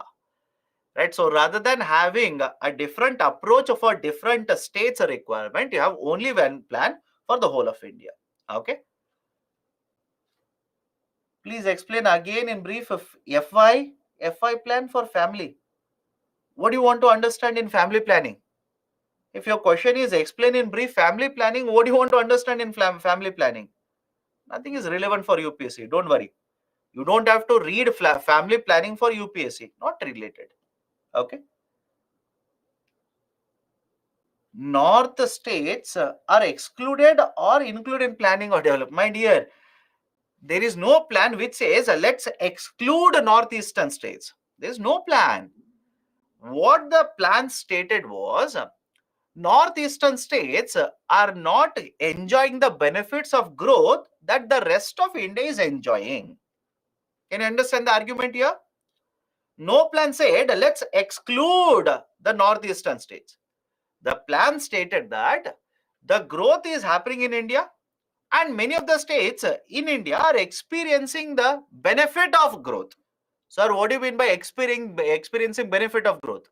Per capita income increases, the state gross domestic product increases, the employment increases, etc. But there are certain states, right, that is northeastern states, which are not getting the same benefit. So why don't we promote industrialization there? Why don't we promote right skilling initiatives there, so that they will also become part of the growth benefits that the rest of the states are enjoying? That was the argument of 5-year plan. Okay. Next, come to Niti Ayog now. Niti Ayog as an institution was established by the government in 2015. We abolished planning commission. We brought in Niti Ayog. What is the long form of Niti Ayog? National Institute for Transforming India. Niti Ayog simply stands for National Institute for Transforming India. Now, what is the composition of Niti Ayog? Please understand, there are two very important pillars of Niti Ayog. One is the full-time organization. Second one is governing council. One is a full-time organization. Second one is governing council. In the full-time organization, the chairperson is a prime minister. Whoever is the prime minister by default will become, right, the chairperson. In addition to the chairperson, there is also vice chairperson. There is also CEO, right? There are also experts as well as certain government appointees in the full-time organization. Right? So I'll repeat it: prime minister, the CEO, vice chairperson, right, plus right certain appointees of government, experts who are appointed by the government, who are part of the full-time composition of Niti Ayog. But apart from this, in Niti Ayog, there is also one more entity or part of Niti Ayog, which is called as governing council. Who is the chairperson of governing council? Again, it is the prime minister. Prime minister who is the chairperson. But in addition to the chairperson here, the governing council will also have representation from all the states. This is very important. Will have representation from all the states. That is, in the governing council, apart from the prime minister, we will have chief ministers as well as the lieutenant governors of union territories. So now tell me, based on only this information, please tell me, can I say there is a huge difference between Planning Commission and Niti Aayog? Let me know. Only on this. I have not even told you what are the functions of Niti Aayog. Only based on this, can I say in the composition itself, right? Some of you are saying no. What is your answer? You tell me. Right? What is your answer? Why are you saying no? You tell me. There is a huge difference in Planning Commission as well as Niti Aayog. In fact, I hope you understand this. In Planning Commission, there was no representation of the states. Here, there is a representation of the states. In the policy making, whatever Niti Aayog does, in the policy making, there is a participation of the states. Can I say this is a prime example of cooperative federalism? Let me know. This is a prime example of cooperative federalism. Right? Sir, any other example of cooperative federalism? Another example that we have discussed in economics for cooperative federalism is GST Council. Correct? GST Council. In case of GST Council also, you will see representation of the center plus states. In Niti Aayog also, you see the representation of the center plus states. And those who are asking what is cooperative federalism, logic is simple. Cooperative federalism refers to a system wherein both the center and the state, both the center and the state will come together to implement a policy. For effective implementation, both are coming together. That is called as cooperative federalism. So we have governing council, we have full-time organization. Chairperson is common, that is Prime Minister. Prime Minister is the chairperson. Now, what is the objective? What is basically the role of Niti Aayog? Point number one. Right, point number one. To evolve a shared vision for national development, priorities, sectors, and strategies with active involvement of the states. Now, many of you ask me, sir, should we remember all these? I will try to make it simple here. Rather than by-hearting technical statement, let's make it simple. Point number one. Niti Aayog will basically create a certain strategies after taking the input of industries, after taking the inputs from the state government. Now, what is the strategy? The strategy could be for promotion of agriculture sector. The strategy could be for promotion of industries. The strategy could be for promotion of electric vehicles, etc. Simple argument. So, Niti Aayog will take inputs, create a strategy, and advise, give it as a recommendation to Government of India. Please remember, recommendations. It is an advisory body. Niti Aayog is not a constitutional authority. Please remember this. Niti Aayog is not a constitutional authority. Neither was a planning commission. So it will simply give inputs to Government of India. Now, whether to follow those advices or not, it is entirely left to Government of India. Entirely the prerogative of Government of India. So first one, right, provide certain strategies, right, based on the input, provide certain strategy to government. Second, rather than Niti Aayog giving recommendations on their, right, let's say studies or surveys, Government of India can refer a subject to Niti Aayog. Government of India can ask Niti Aayog to study on something and give recommendation to Government of India. For example, all of you remember National Food Security Act? Tell me, all of you remember what is the coverage of population under NFSA? How much percentage of the population do we cover under NFSA? We cover 67% of 2011 population. 2/3, 67%, 2/3 of 2011 population. And I'd asked you this question earlier. Because we are covering 67% of 2011 population, don't you think the coverage is outdated now? Meaning what? What is the population of India today? It is much different compared to what was the population earlier. So don't you think we will have to relook, right? Have a look at how population is covered under NFSA. So Government of India has asked the Niti Aayog, I repeat, Government of India has asked Niti Aayog to look into the coverage of population of NFSA.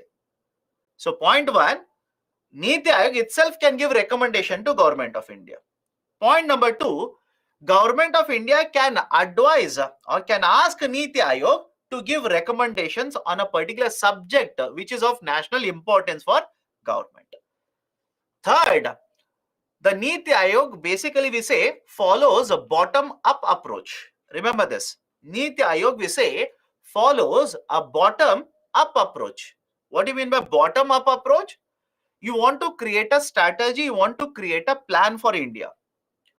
Rather than first creating plan, then implementing for the whole of India, what you will do is create a plan for one district. Right? Pilot. Create a plan for one district, implement it. Then study, was there any problem for the plan? Then apply it to a state. Then apply it to all the states. Is it okay? I'll repeat it again. What is bottom-up approach? Rather than creating a plan or a strategy for whole of India and then implementing it, first create a strategy or a plan for a very small unit. Right? For example, group of villages or right, certain districts.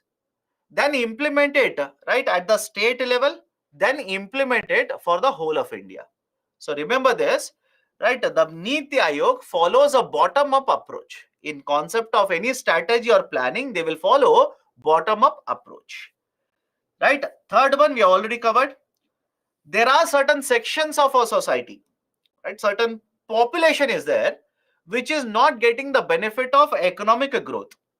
GDP is increasing, but this population continuously remains poor. So why don't we formulate strategies, formulate policies so that even this population will start getting the benefit? For example, skilling for certain population. For example, providing right vocational training for them, right? Ensuring job opportunities are available in the market so that they will also start getting the benefit of growth that rest of the India is experiencing. Next, to design a strategic long-term policy and program and initiatives to and monitor their progress. To design certain strategies which are strategic and long-term, right? Help Government of India in implementation and monitor them. Monitor the implementation of these strategies. To promote cooperative federalism, right? By supporting initiatives with the states. Right, so these are some of the objectives. Right, do not by heart the statements. Understand, make it simple. One, to promote right certain strategies by by giving recommendation to the central government. Take the inputs, give recommendations. Central government will advise, right, ask you to advise something, right? Take that subject and give advice to central government. Follow bottom-up approach in the concept of planning. Promote cooperative federalism between a central government and state government. Right? There are certain populations which are not getting the benefit of growth. Right? Study how can we bring them, how can we promote growth, development in these populations as well. So these are some of the objectives, right, of Niti Aayog. What is the difference between Planning Commission, Niti Aayog? Central government institution without any representation of the states. Niti Aayog, it is again an executive body, right, sir? How Niti Aayog was set up? Right, basically through the order of the government. Just like Planning Commission, even Niti Aayog was established with the order of the government, executive authority. It is a think tank. Think tank means an advisory authority, advisory body, which will have participation of the states and promote cooperative federalism. The Planning Commission followed a top to bottom approach of planning. Have a plan for whole of India, every state will implement it. In case of Niti Aayog, bottom up approach with participation of the states. Planning Commission had the power to decide what should be the growth rate for India, what should be the growth rate in the agriculture sector, what should be the growth rate for industries. Niti Aayog does not decide the targets. Niti Aayog does not have the power to decide the targets. Right? They are not even preparing 5-year plans. So there are no 5-year plans prepared by the Niti Aayog. Right? So basically, what is the role? They will create strategies and give it as a recommendation to government. It's a think tank, advisory authority. Right? So evolve strategies to promote participation of industries, participation of the states, and give it as a recommendation to the center. The Planning Commission allocated finances to the states. They gave finances to the states. The Niti Aayog does not have any powers to deal with finances. Niti Aayog does not have any financial powers. It was a Planning Commission was an advisory body with financial power. Niti Aayog is nothing but an advisory body. Okay, so these are certain very important points representing the differences between Planning Commission as well as Niti Aayog. Okay, done. So Niti Aayog will give recommendations for every year, for every 5 years. My dear, they will give recommendations regarding strategies. For example, Niti Aayog will give recommendations to promote, let's say, consumption of electric vehicles in India. Niti Aayog will give recommendations to promote organic farming in India. It is a strategy. It is not time bound. It is a strategy like this. Okay. Is Niti Aayog a statutory advisory body? No, my dear. There is no bill. There is no law regarding Niti Aayog. It is an executive authority. Meaning what? Authority set up through the executive order of Government of India. For example, tomorrow Government of India can simply say, we will abolish Niti Aayog. Because the government has the power, they can abolish Niti Aayog very easily. Is there any voting percentage for central and states like GST Council? No. There's no voting percentage. Okay. Done. So what is the importance of Niti Aayog? What is the importance of Niti Aayog? One, it holds consultations with the state governments. It holds consultations with the industry bodies and take inputs, give strategies to central government. It is acting like an intermediary. It is acting like a connecting point between the center with the states, center with various industries. Okay, has provided strategic inputs to the government in various sectors. I'll give you examples. Have patience. I'll give you examples. It could also promote a spirit of competitive federalism. What do you mean by competitive federalism? Let me give a very simple example. Niti Aayog publishes multiple indices. I'll give you one example. Have you heard of Export Preparedness Index? Let me know. Have you heard of Export Preparedness Index? Sir, was it there in the newspapers? In the last 2 months, you checked the newspapers, it was there. Export Preparedness Index, EPI, very, very famous. Niti Aayog, based on parameters, there are different parameters. Based on the parameters, will give ranking to the states. I repeat, Niti Aayog publishes multiple indices. There is a composite water management index, export preparedness index is there. Multiple indices are published by Niti Aayog. What is the argument here? If a state is performing very well, these will be ranked much better. A simple question to all of you. Imagine you are an investor. You want to set up a manufacturing facility in India so that you can export. You can export it to international market. Please tell me, will you invest in a state which is ranked 25th in the export preparedness index, or will you think of investing in the states which are ranked in the top 5 in this index? Think of it. Please do let me know. Rankings are given, right? So the best performing states are top 5 and bottom 5. You are an investor and you want to invest to set up a manufacturing facility and export it from India. Will you prefer those states which are ranked very bottom or in the top? Of course, you will be attracted to the top 5. Why? Why would you attracted? Because now you know, okay, these have very good infrastructure. For example, taking licenses is very easy in these states. They have got very good export infrastructure. These are very nearby to, let's say, the port infrastructure, etc. So tell me now, these kind of indices, will they promote competition between the states or no? Right, think of it. These kind of indices or rankings which are published by the Niti Aayog, will they promote competition? Of course, yes. That is the reason this is called as competitive federalism. Competitive federalism means through policies, we are promoting, through certain measures or policies, we are promoting competition between the states. That is the reason this is called as competitive federalism. Has introduced the concept of accountability in the planning system. That is, any schemes, any programs that are implemented, right? We have set up an authority under the Niti Aayog. Please remember, DMEO, Development Monitoring and Evaluation Office. It is part of Niti Aayog. Part of Niti Aayog. Argument is basically this office, which is part of Niti Aayog, will keep a track of the policies which are implemented by the government, right? They will track how these policies are being implemented, how much expenditure is being done, what is the effectiveness, etc., etc. That is basically the role of Development Monitoring and Evaluation Office. Done? Now, those who are asking, sir, any recommendations of Niti Aayog? I'll give you a list of recommendations. I'll give you around 10 to 12 recommendations. Please remember them. At least 4 to 5 you remember. What is the importance of this? What if UPSC will ask you a question on give the importance of Niti Aayog? What is a Niti Aayog? Right? How Niti Aayog is important? Elaborate in 250 words. You'll have to give certain examples. So where has Niti Aayog actually played a role in Indian economy? What has been the performance of Niti Aayog? First one, Government of India under Niti Aayog had set up a committee, Bibek Debroy Committee. This Bibek Debroy Committee recommended how can we change the Indian railways system.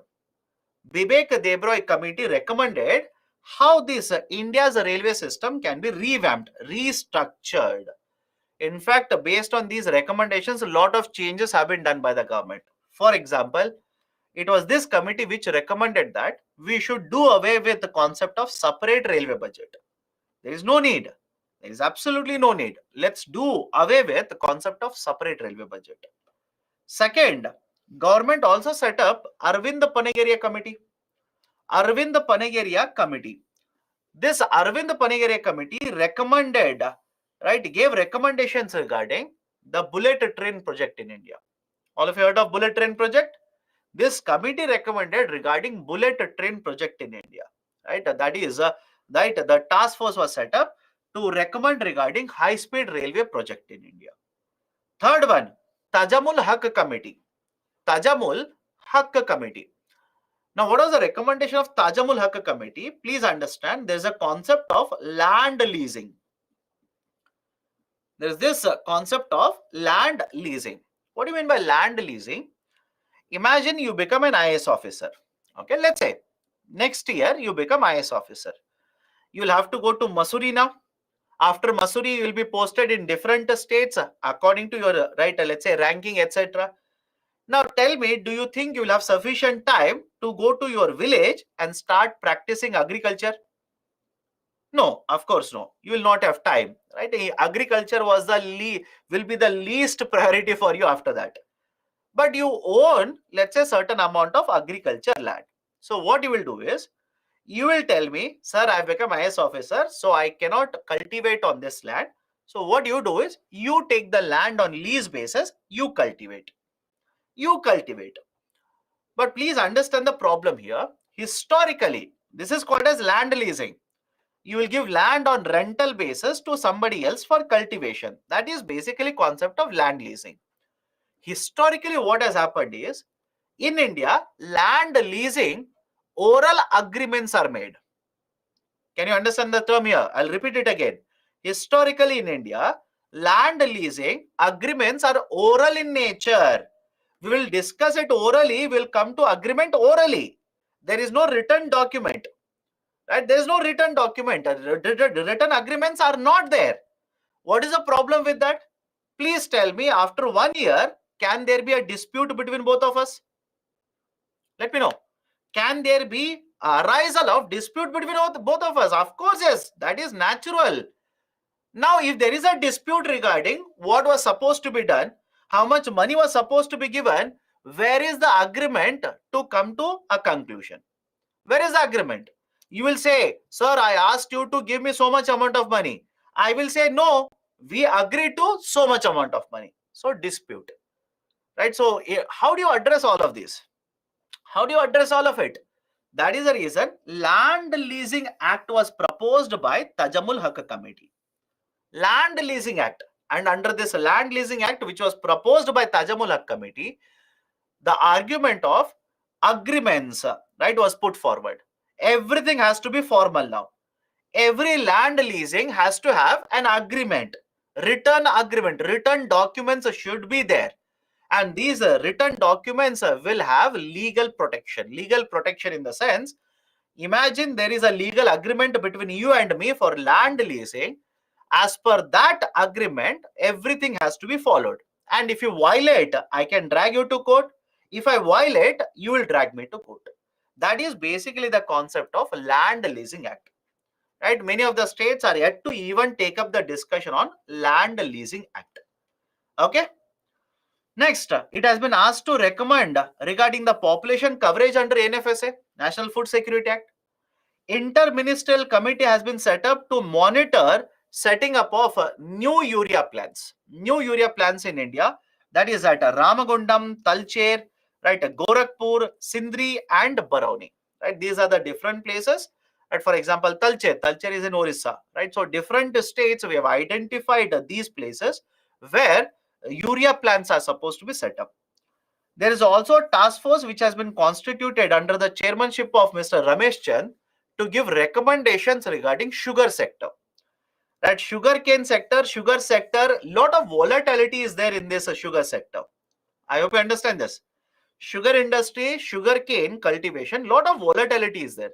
So what is a long-term solution for this? The committee has been set up. Right, the dependence on the state assistance as well as a farm diversification, etc. Recommendations are basically supposed to be taken.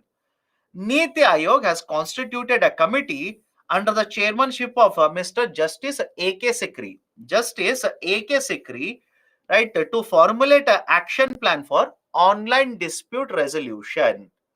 Online dispute resolution. Now, what is this idea for online dispute resolution? Argument is very simple here. Whenever cases are filed in India, physical documents are created. For hearings, physically people will have to go. Right, the documents are shifted, right, from one authority to another authority. Physical documents are given. Rather than this, please think of it. What if the whole system is digitized? I'll repeat it. Rather than creating physical documents, rather having in-person hearing, etc. What if the whole system will be made digital now? Digital means what? Just like you're attending classes online.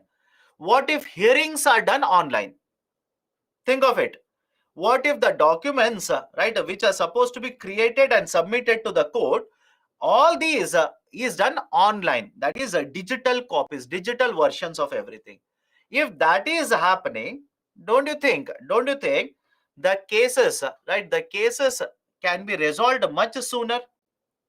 Yes or no? The cases can be resolved much sooner.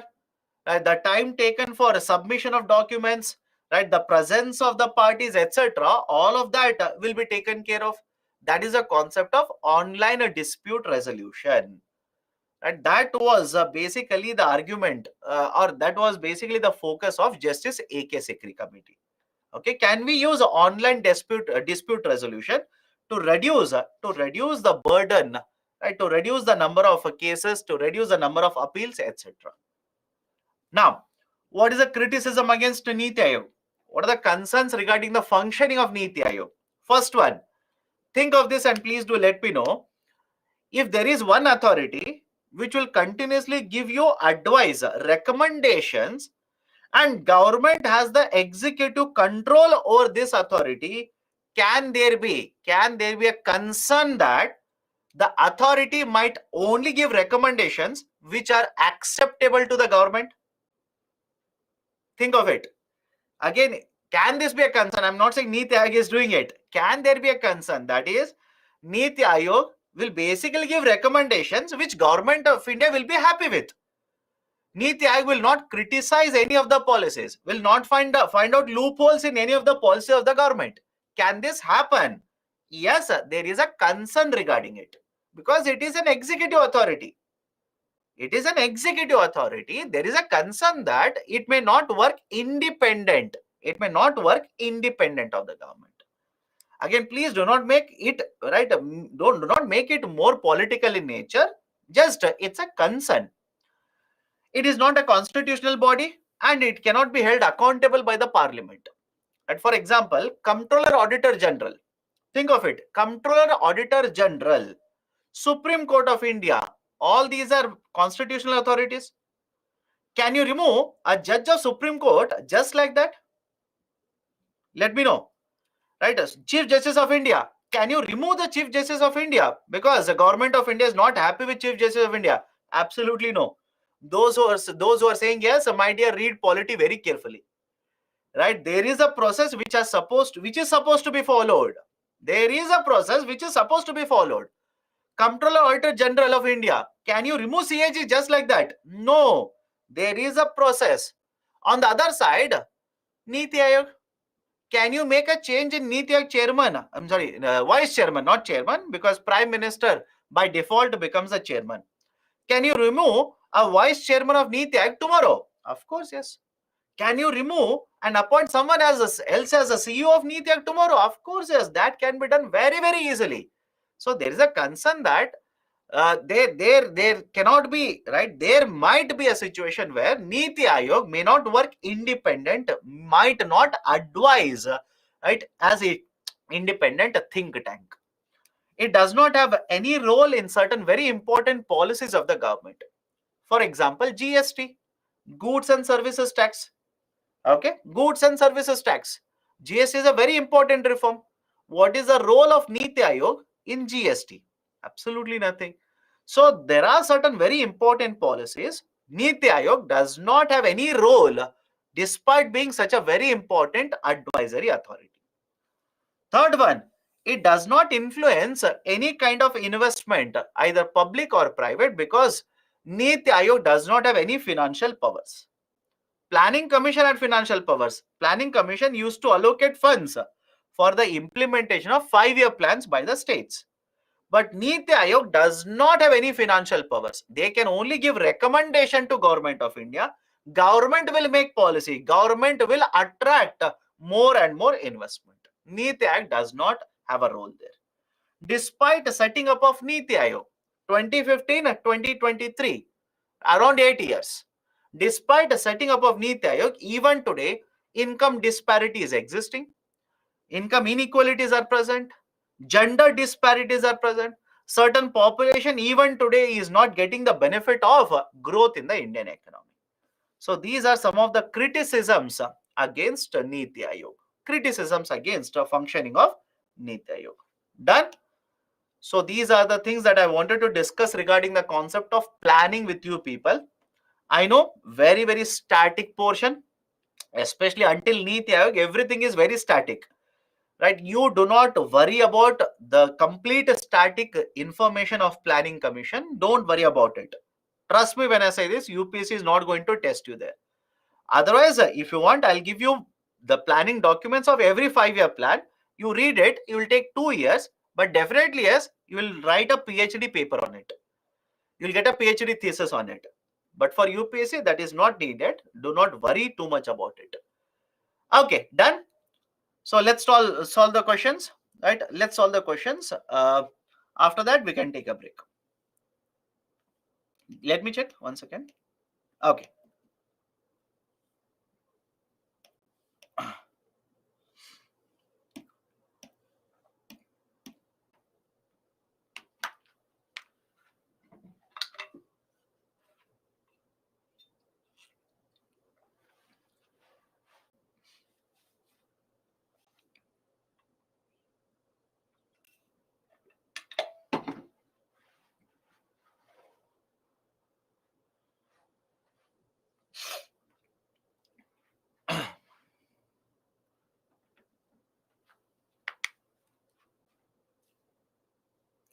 Okay, 60% have answered correctly. Despite being a high savings economy, capital formation may not result in significant increase in the output due to weak administrative machinery, illiteracy, high population ratio, capital output ratio. Now, please tell me, is it an application of Harrod-Domer model? Let me know. Is this question the application of Harrod-Domer model? What does Harrod-Domer model say? If you want to achieve higher growth, then increase the savings and reduce capital output ratio. And the question says, Despite being a high savings economy, capital formation may not result in the significant increase in the output due to, right, savings rate is increasing, G is not increasing by much. Why? Because the denominator is also increasing. Very simple. Denominator is also increasing. Denominator is also becoming very high. High capital output ratio. High capital output ratio. All of you okay with this? Right option is option D, high capital output ratio. Next one.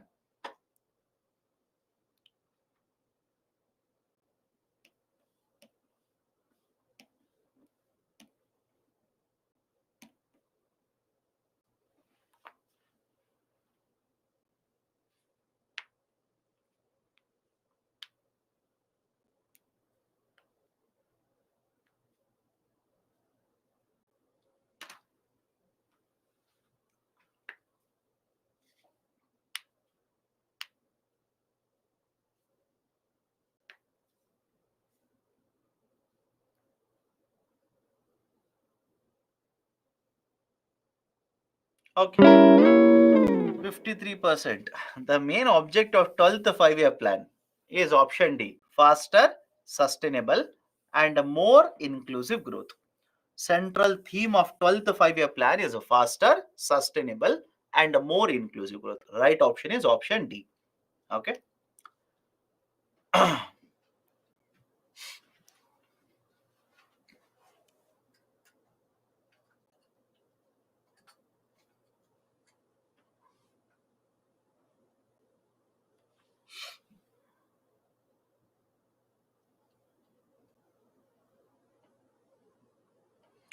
Okay, before you solve, the term basic is there. We have come across the term basic.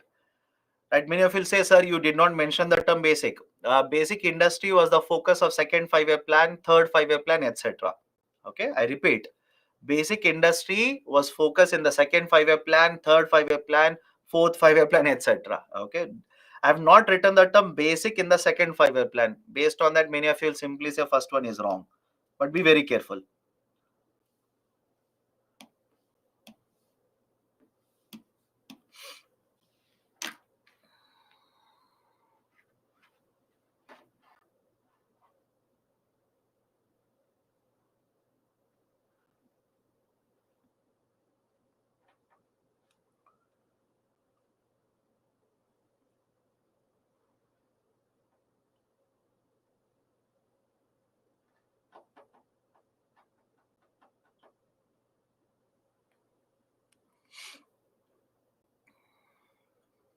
Okay.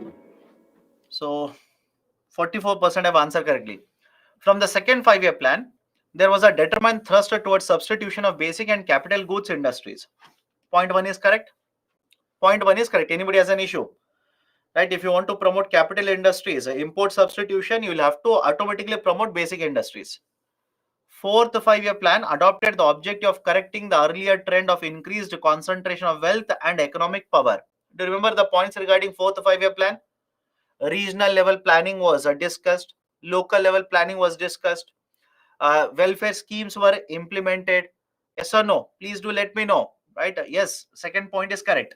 Fourth five-year plan adopted the objective of correcting the earlier trend of increased concentration of wealth and economic power. Third one, in the fifth five-year plan, for the first time, the financial sector was included in an integral part of the plan. Statement is wrong. What about the fourth five-year plan? Let me know. What about the fourth five-year plan? Banking sector nationalization. Sir, right, how can you say banking sector nationalization? Fourth five-year plan was implemented from 69 to 74. Right, banking sector nationalization was conducted here only. Green revolution, banking sector, etc. So fifth five-year plan, for the first time financial sector was covered. No, in the fourth five-year plan itself, we started covering banking sector. Banking sector is part of financial market in India. Done. So third one is wrong. 1 and 2 are correct. Right option for the question will be option A, 1 and 2 only. Okay. Next, descriptive question. How are the principles followed by Niti Aayog different from those followed by erstwhile Planning Commission? Now, please think of it. Did we cover this? Again, not difficult question. Very, very static question. This is a very, very static question. If this kind of question is asked by UPSC, do not make a mistake. Do not make a mistake. Very, very static question. Right? What is the difference between Planning Commission and Niti Aayog? That is a question. You already have the answer. Write it.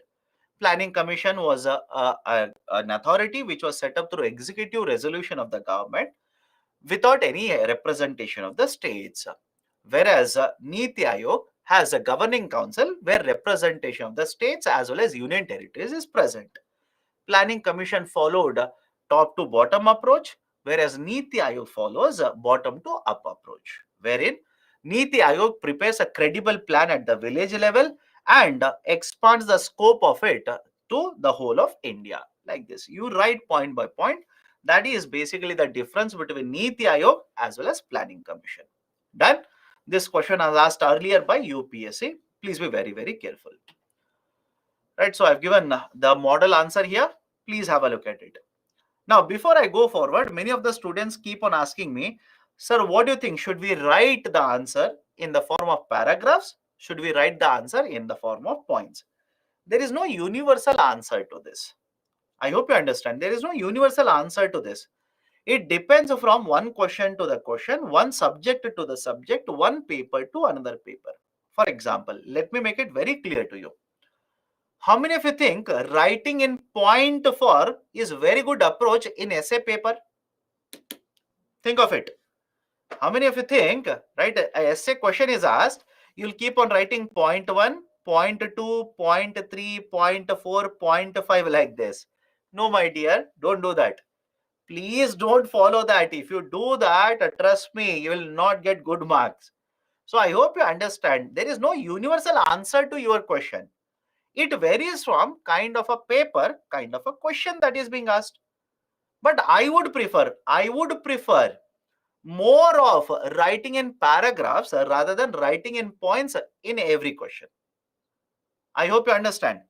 I would simply prefer that as an evaluator, if you write in paragraphs, it basically means you have very good, right, recollection power. You can connect the dots. Your conceptual clarity is very high. For example, think of it. If you come across an answer where every answer is given in point like this, don't you think the student has simply by-hearted everything? I hope you understand my point. Right? Every answer is written like this only. Point 1, point 2, point 3, point 4. Point 1, point 2, point 3, point 4. Right? Automatically, as an evaluator, I'll feel that, okay, the student has by-hearted everything and he's in a hurry to vomit everything on the paper. So that is a precise reason. There is no universal answer to that. You keep on, right, mixing and matching based on the question that has been asked. Right? Based on the question. And there are certain students who are asking, sir, can we use pictures? My dear, drawing pictures in geography will help you. Drawing pictures in history will help you. But what kind of pictures can you draw in economics? You can draw a flow chart. To make the process easier, you can draw a flow chart. For example, imagine you're writing in 250 words about P notes.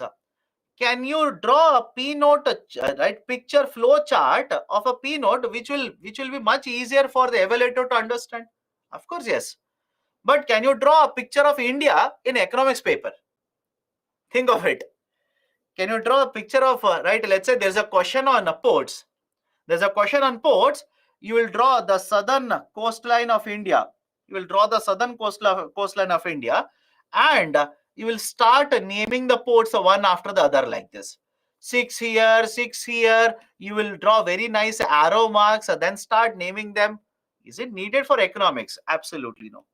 So from one paper to another paper, the approach will vary, right? Do not have an universal approach. Please do not have an universal approach for UPSC exam.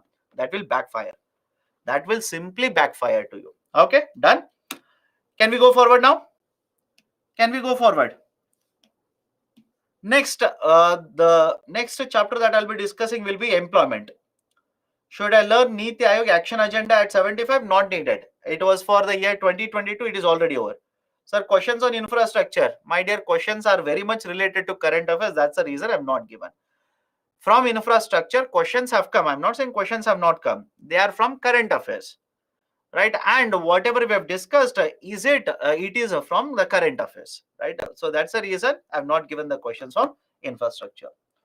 So yesterday I came across the term ICRR. What is it? ICRR stands for incremental capital ratio. Sorry, incremental CRR, right? The incremental CRR. Now, what is this incremental CRR? Please tell me. Sorry, RBI, not Government of India. RBI, couple of months ago, announced that after, right, after certain time period, the 2000 notes will become useless. Yes or no? Right, after certain date, after the end of September, by the way, you cannot use 2000 notes. Now, when the RBI announced like this, there is a concern that people will take this 2000 rupee note, go to the bank, deposit these 2000 rupee notes. Some of the people will exchange them. Many of the people will deposit money in the form of 2000 rupee notes. Now, don't you think because of that, the deposits collected by the bank will suddenly increase? Let me know.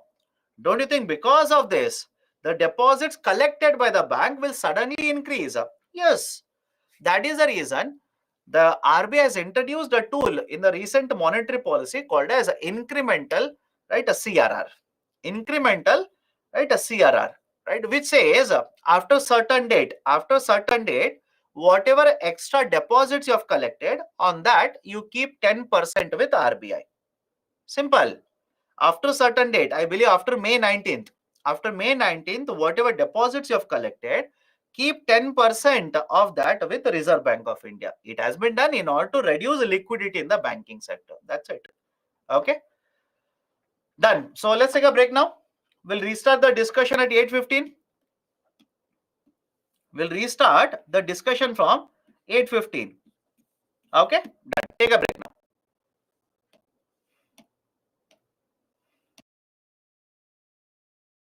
Work. Is it okay? The population which is willing to work but doesn't get the work, that population is called as unemployed. Please don't ask me, sir, will they get payment?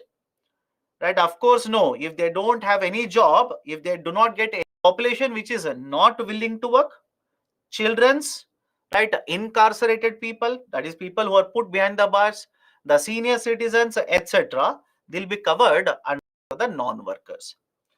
Now, the labor force is further divided into two parts, that is employed and non-employed or unemployed. Employed and unemployed.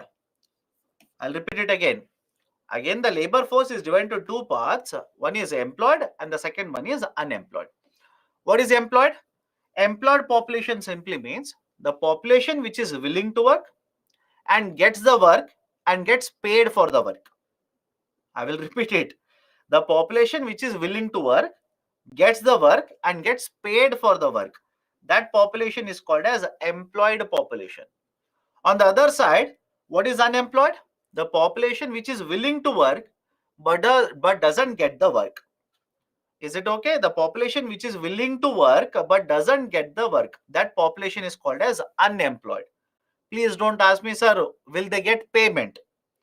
Right? Of course, no. If they don't have any job, if they do not get any opportunity, they will not be paid any salary. If anybody says, sir, I know somebody who is willing to work but doesn't get work, but even then earns a salary, let me know. I want to join there. Right? So first point is simple here. Willing to work, gets the work and gets paid for the work. Employed. Willing to work but doesn't get the work, that population is called as unemployed. Right? That is basically the idea of employment, unemployment and non-workers. Right? Anybody has an issue with this classification, please do let me know. Whenever they talk about total labor force is increasing, total labor force is expanding in India. For example, is the total labor force expanding in India? Of course, yes. Labor force is expanding in India with more and more population falling into the age group of 15 to 50 years, 15 to 59 years. That's a working age population. 15 to 59. The labor force, right? The labor force of India is actually expanding. It's very high in India. So employed, unemployed, and right? The non-workers. Okay, done. So this is basically the classification. Now, whenever you talk about unemployment, traditionally, right, basically there are four types. Traditionally, right, over a period of time, new types have been introduced. Traditionally, right, four types of unemployment. One is a frictional, second one is a structural, third one is a seasonal, fourth one is cyclical. Frictional, structural, seasonal, right, and cyclical. Now, what do you mean by all of them? Let's go one by one. Frictional means whenever the workers, that is certain person who is employed, will quit the job and will join another job. For certain time period, the person will be unemployed. That is called as a frictional unemployment. Is it okay? I'll repeat it again. What do you mean by frictional? Frictional unemployment basically means a person will quit the job, right, and join another job. For certain time period between the job, the person remains unemployed. That is called as a frictional unemployment. Second one is called as a structural unemployment. Structural. Whenever there is an advancement in the technology, it will lead to certain unemployment. That is called as structural unemployment. The best example that I can think of in the current affairs is, imagine a company will take up or purchase artificial intelligence. Is the logic okay? Right? I'm pretty sure all of you are coming across this, right? What is the impact of chat GPT on employment, etc., etc. So imagine a company will purchase an AI tool, artificial intelligence tool. So don't you think this artificial intelligence, point number one, represents improvement in the technology? And second, if the company will purchase an AI tool, don't you think it will create certain unemployment? All of you okay? Right? That will be considered as unemployment? Yes. Right? So whenever there is a improvement, advancement in the technology, and that leads to unemployment, that is called as a structural unemployment. Anybody has a problem with number two? And whenever they are talking about frictional as well as structural, don't you think this is normal thing to happen in the economy? I'll repeat it. Don't you think it is normal thing to happen, right? That is frictional as well as structural unemployment, right? On day-to-day basis, people will keep on quitting one job, join another job. And right, in case of improvement in technology, that is a very normal thing to happen, right? From one year to next year, there is advancement in technology. That is basically the argument which is called as the natural unemployment. Natural unemployment. It is basically the concept of natural unemployment. Okay, done. So again, understand this: frictional as well as structural, normal things to happen, right? Generally, it will keep on happening.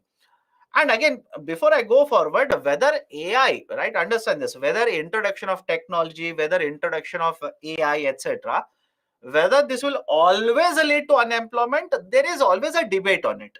Some of you are saying, but sir this, but sir that. Yes, there is always a debate. But what I'm talking is very simple here. The debate is whether overall unemployment increases or not. The debate is about that. For example, I hope you understand. Please understand the point very carefully here. What I'm saying is, in structural unemployment, let's say hypothetically, in structural unemployment, I'm the person who is involved in making certain notes, right? I'm giving you a simple example here. I am employed, and what is my role in the company? I am involved in preparing certain document. Now this company will hire, right, or will purchase an AI, artificial intelligence. This artificial intelligence will take my role, and as a result of this artificial intelligence, I will lose my job. My unemployment, I will classify this as structural unemployment. Is the logic okay? The unemployment that I am facing, it is called as structural unemployment. But does it mean that overall in the economy unemployment is increasing? Not necessarily. Not necessarily. That is the debate that is happening. Overall in the economy, there might be or there might not be. For example, sir, how can you say there might not be higher unemployment? What if I say I will lose the job, but to create AI, to create that artificial intelligence, 40 people have been hired. So I hope you understand. There is always a debate. There is always a debate whether overall economy, the unemployment will increase or not. That is the debate. But because of advancement in technology, will people lose jobs? Of course, yes, that is called as structural unemployment. All of you okay? All of you okay with this argument? So frictional and structural. Third one is called as seasonal. Third one is called as seasonal. What do you mean by seasonal? Whenever there is a change in the weather, certain unemployment will be created. For example, let's say sowing season will get over. Simple question to all of you. Let's say sowing season will get over. As a result of this, don't you think certain people will lose a wage employment opportunity? Yes or no? Once the sowing season is over, certain people will lose a wage employment opportunity. Let's say harvesting season is over. As a result of this, again certain people will lose wage employment opportunity. Can I say with the change in the season, unemployment gets created. That is the seasonal unemployment. And finally, cyclical unemployment. Let's say one economy, one country will fall into recession. A country will move from recession to depression. Now tell me, as a result of a recession and depression, don't you think unemployment will start increasing? More and more people will lose jobs, etc. So that is the precise reason. Whenever there is a movement or change in the health of the economy deteriorates, then that can lead to unemployment, which is called as cyclical unemployment. Done? Anybody has an issue in any one of those? So please do let me know. Frictional, seasonal, cyclical, structural, right? All these are the traditional types of unemployment. In addition to this, can we say in case of India, one more very famous type of unemployment is disguised unemployment. Disguised unemployment, right? All of you remember the concept of disguised unemployment. In case of a disguised unemployment, basically what happens? More number of employees are hired, but the productivity does not change. Marginal productivity remains zero, right? That is called as a disguised unemployment. Okay. So what is the example of fourth point? My dear, did we not experience a recession very recently because of pandemic? Let me know. That some of you do not even think before asking these questions. Think, please. This is my 23rd class. We have discussed all of this, right? Do you remember the concept of right, pro-cyclical, counter-cyclical, all of those concepts, right? When we experienced a recession in the last 2 years, what do you think has happened? During pandemic, do you think employment increased in India? No, employment actually decreased. Unemployment increased. Can I call it as a cyclical unemployment? Cyclical unemployment. Of course, yes. Okay, done. What is structural unemployment? Whenever there is advancement in the technology, new technology means certain people will have outdated skill set. They will not be having any use in the economy. I'll repeat the statement. Whenever a new technology is introduced, right, certain people will have outdated skill set. Let me give you one more example. With introduction of laptops, with the introduction of personal computers, can I say the use of typewriters has become outdated?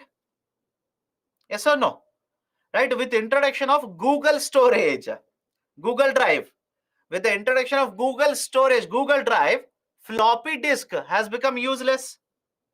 Correct? Right?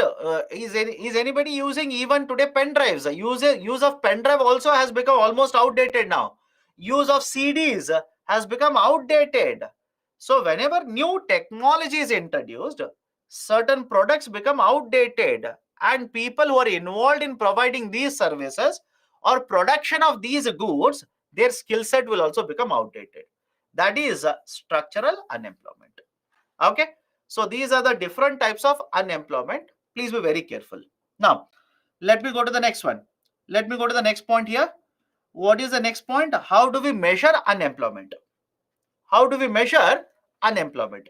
What is this concept of measurement of unemployment rate? Very often you'll come across in the newspaper, for example. If you're reading newspapers in recent times, the unemployment rate of India is more than 7% now, more than 6% now. What is the meaning of it? What is the importance? How do they measure, etc.? Let me give a basic idea here. Earlier, I'll write it. Earlier, Government of India used to conduct survey once every 5 years. I will repeat the statement here. Earlier, Government of India used to conduct a survey once every 5 years.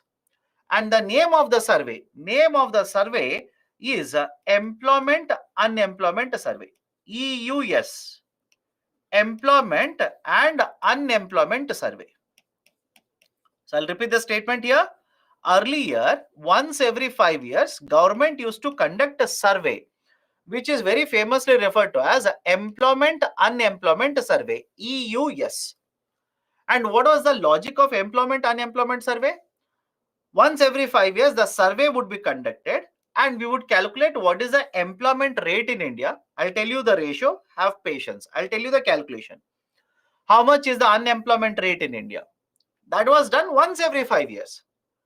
And now please understand this. Imagine this survey was conducted for 2011 and 12 and was conducted in 16 and 17. So 2011 and 12 a survey was conducted. 16, 17 a survey was conducted. Now please look at this and tell me, imagine you want to introduce a new scheme in the year 2020 and you will use the data for the survey of 16 and 17. Can I simply say you are using outdated information? Let me know. Can I say you are using outdated data? And please remember, the labor market is very dynamic. Very dynamic in the sense, labor market keeps on fluctuating, keeps on changing on year-to-year basis. Now you want to formulate a policy in 2020 using the data of 16-17. Is it effective? It is not effective. That is the reason this policy of conducting once every 5 years the survey has been discontinued. Is the logic okay? We have discontinued this policy now. We do not do this now. Rather than this, we have introduced a new survey now, which is called as Periodic Labor Force Survey. Periodic Labor Force Survey, very, very famous now. Periodic Labor Force Survey. In short, this is called as a PLFS. Periodic Labor Force Survey. In short, it is called as PLFS. And what is the importance of PLFS? PLFS is conducted once every quarter. We conduct the survey for every quarter in India, and we also conduct annual survey. Is the logic okay now? Is everyone okay with this argument? Why do we do this? Right? What is the importance of this? Now tell me, you want to make a policy today. And imagine you're the Prime Minister. 8:35, congratulations, you're the Prime Minister. You want to formulate a policy on employment today. Don't you think if you take the data for the last quarter, that is almost not the right the current data, almost the current data, don't you think you'll be able to make policies in a much better way, taking the most recent data compared to earlier situation where we used to calculate the data once every 5 years? That is the precise reason we have discontinued employment unemployment surveys, and in place of that today we follow periodic labor force surveys, where the surveys conducted results are given for every quarter. For every quarter the data is published, and for the full year also the data is published. That is the importance of PLFS. Done? Now, whenever you come across the term unemployment rate, what does it mean? What is this idea of a worker population ratio? What is this labor force participation ratio that you come across right on weekly basis or monthly basis in the newspaper? Let's go one by one. There are four very important ratios. Four very important ratios. Out of that, the most important is the second one. Out of these four important ratios, the most important one is the second one, that is unemployment rate, unemployment ratio. Let me start with the first one. Labor force participation rate, LFPR. Labor force participation rate. Now, what is this labor force participation rate? It measures out of the total population, how much percentage of the population is willing to work. I will repeat the statement. What is labor force participation rate? Out of the total population that we have, how much of the population is actually willing to work? Right? Look at the ratio or look at the formula there. LFPR is equal to labor force divided by total population into 100. That is basically the concept of labor force participation rate. Now, right, think of it. If LFPR keeps on increasing, which has happened in the context of India, if LFPR keeps on increasing, does it not mean that we have lot of population which we can utilize to increase the productivity, increase production in the Indian market? Yes or no? If LFPR keeps on increasing, in fact, it has happened for India. If LFPR is higher, will it not represent, right, one feature for India, which means we have a lot of labor force that we can utilize to increase productivity, to increase the production for Indian economy. That is basically the concept of labor force participation rate. Right? So you will be able to find out how much of the population is willing to work in India. Right? So that is first one. Now look at the first, third and fourth. I'll cover second, just have patience. Look at 1, 3 and 4. Right? What is the correction? In the first one, right, we are taking the numerator, that is labor force. Now tell me, can I divide the labor force into two components? That is a population which is employed, population which is unemployed. I'll repeat it. Can I divide the labor force into two components? That is one, population which is employed, second, population which is unemployed. And what is the importance of it? I will take population which is employed and calculate worker population ratio. Look at the formula now. Look at 1 and 3. Look at 1 and 3, both are related, not one and the same, both are related. Can I say using the labor force, I can calculate what is worker population ratio? Think of it. Using the labor force, provided I know how much of the labor force is employed, unemployed, can I calculate worker population ratio? Yes. And look at the proportion unemployed. I will take a population which is unemployed and I will calculate one more formula which is called as a proportion unemployed, PU ratio. Anybody has a difficulty between 1, 3 and 4? All the three are related.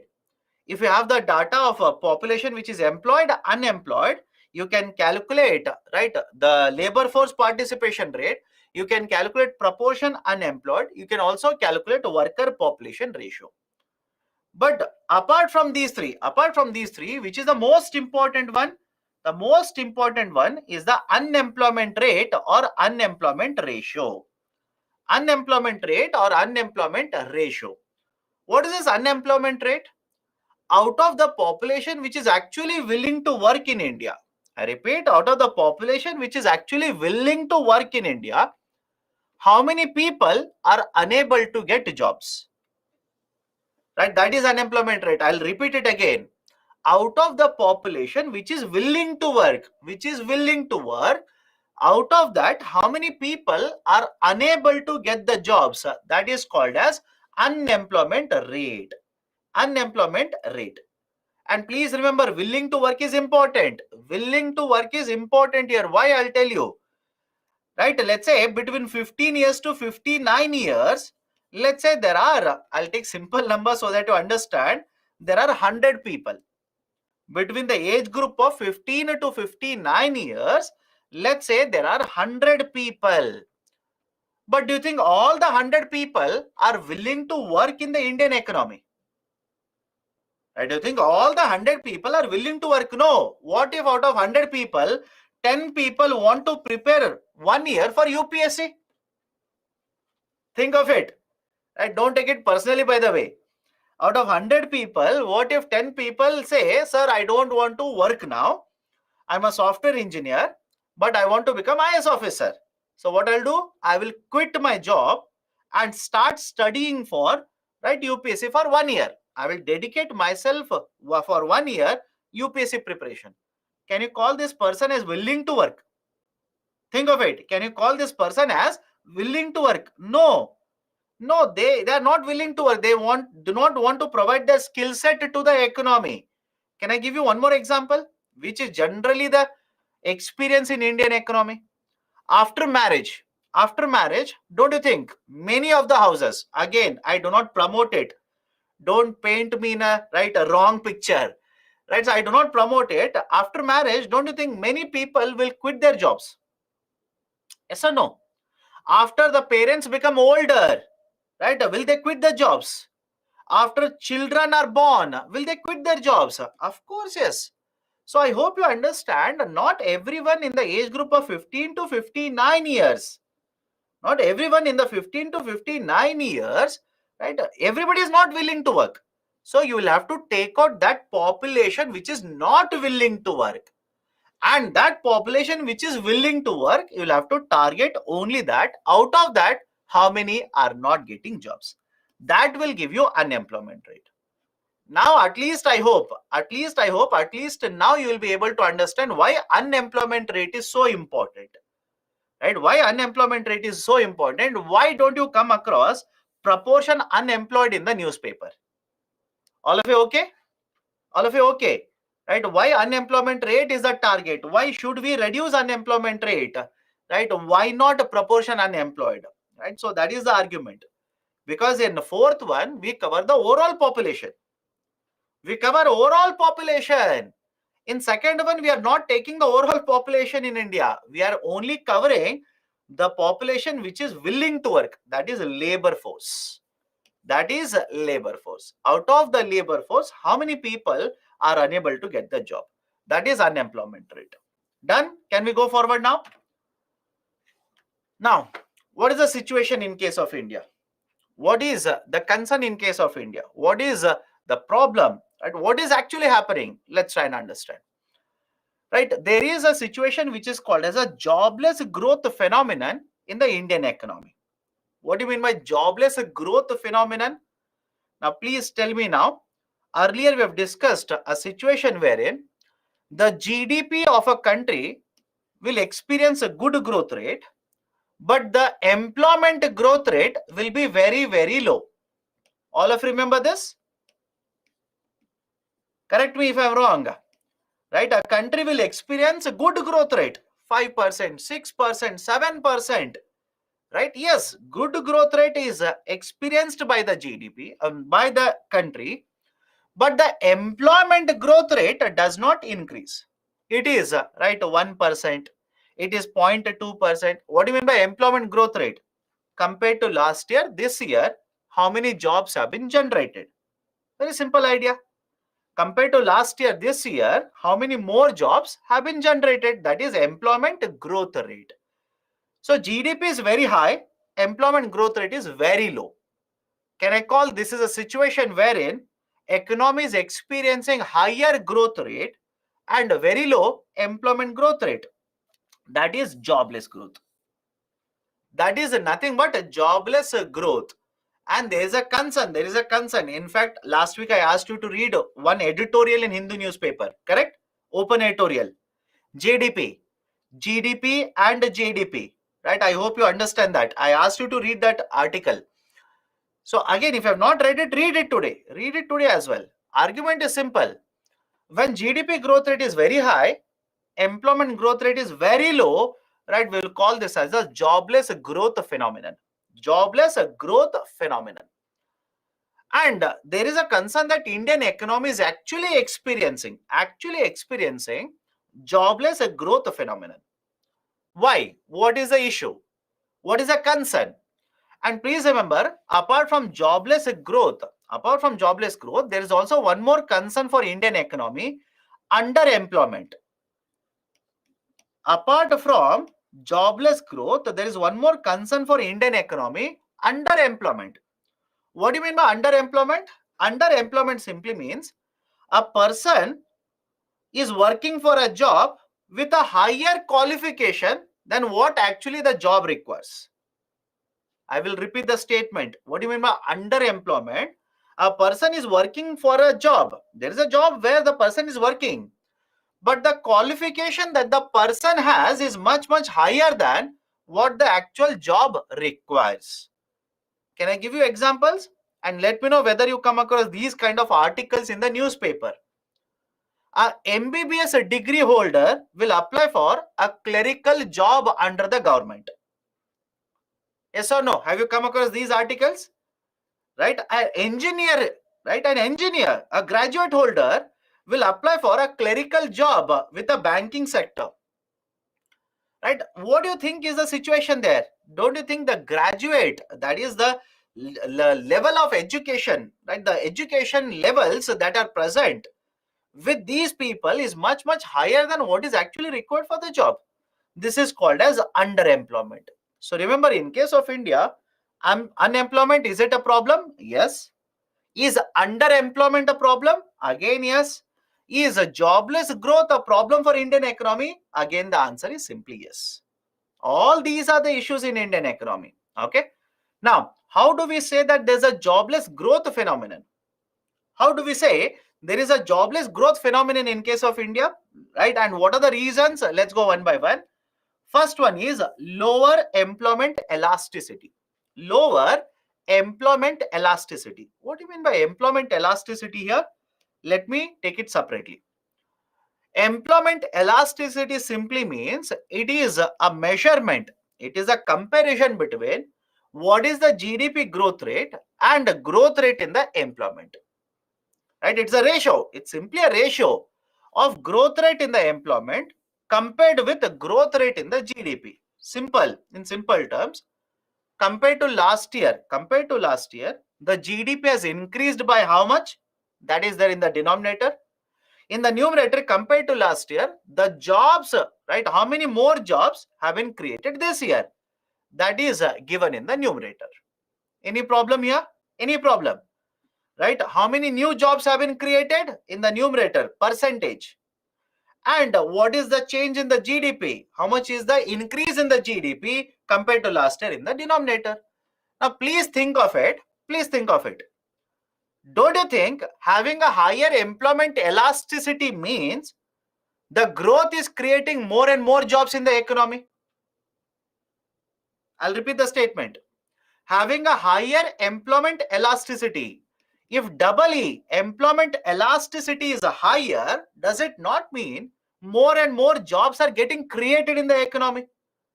If GDP will change by 1%, right? Imagine if GDP will change by 1%, increase by 1%, what would you prefer? Creating 1 lakh jobs in India or creating 10,000 jobs in India? Of course, you will have to choose, right, 1 lakh jobs. So what is the productivity of the growth? What is the productivity of the growth that is measured, right, in terms of employment generation? And this is called as employment elasticity. And all of you are okay if I say higher employment elasticity means the growth is very productive in terms of creation of jobs? Let me know. I'll repeat the statement. All of you are okay if I say higher employment elasticity means growth is very productive in terms of creation of jobs. But what has happened in the context of India?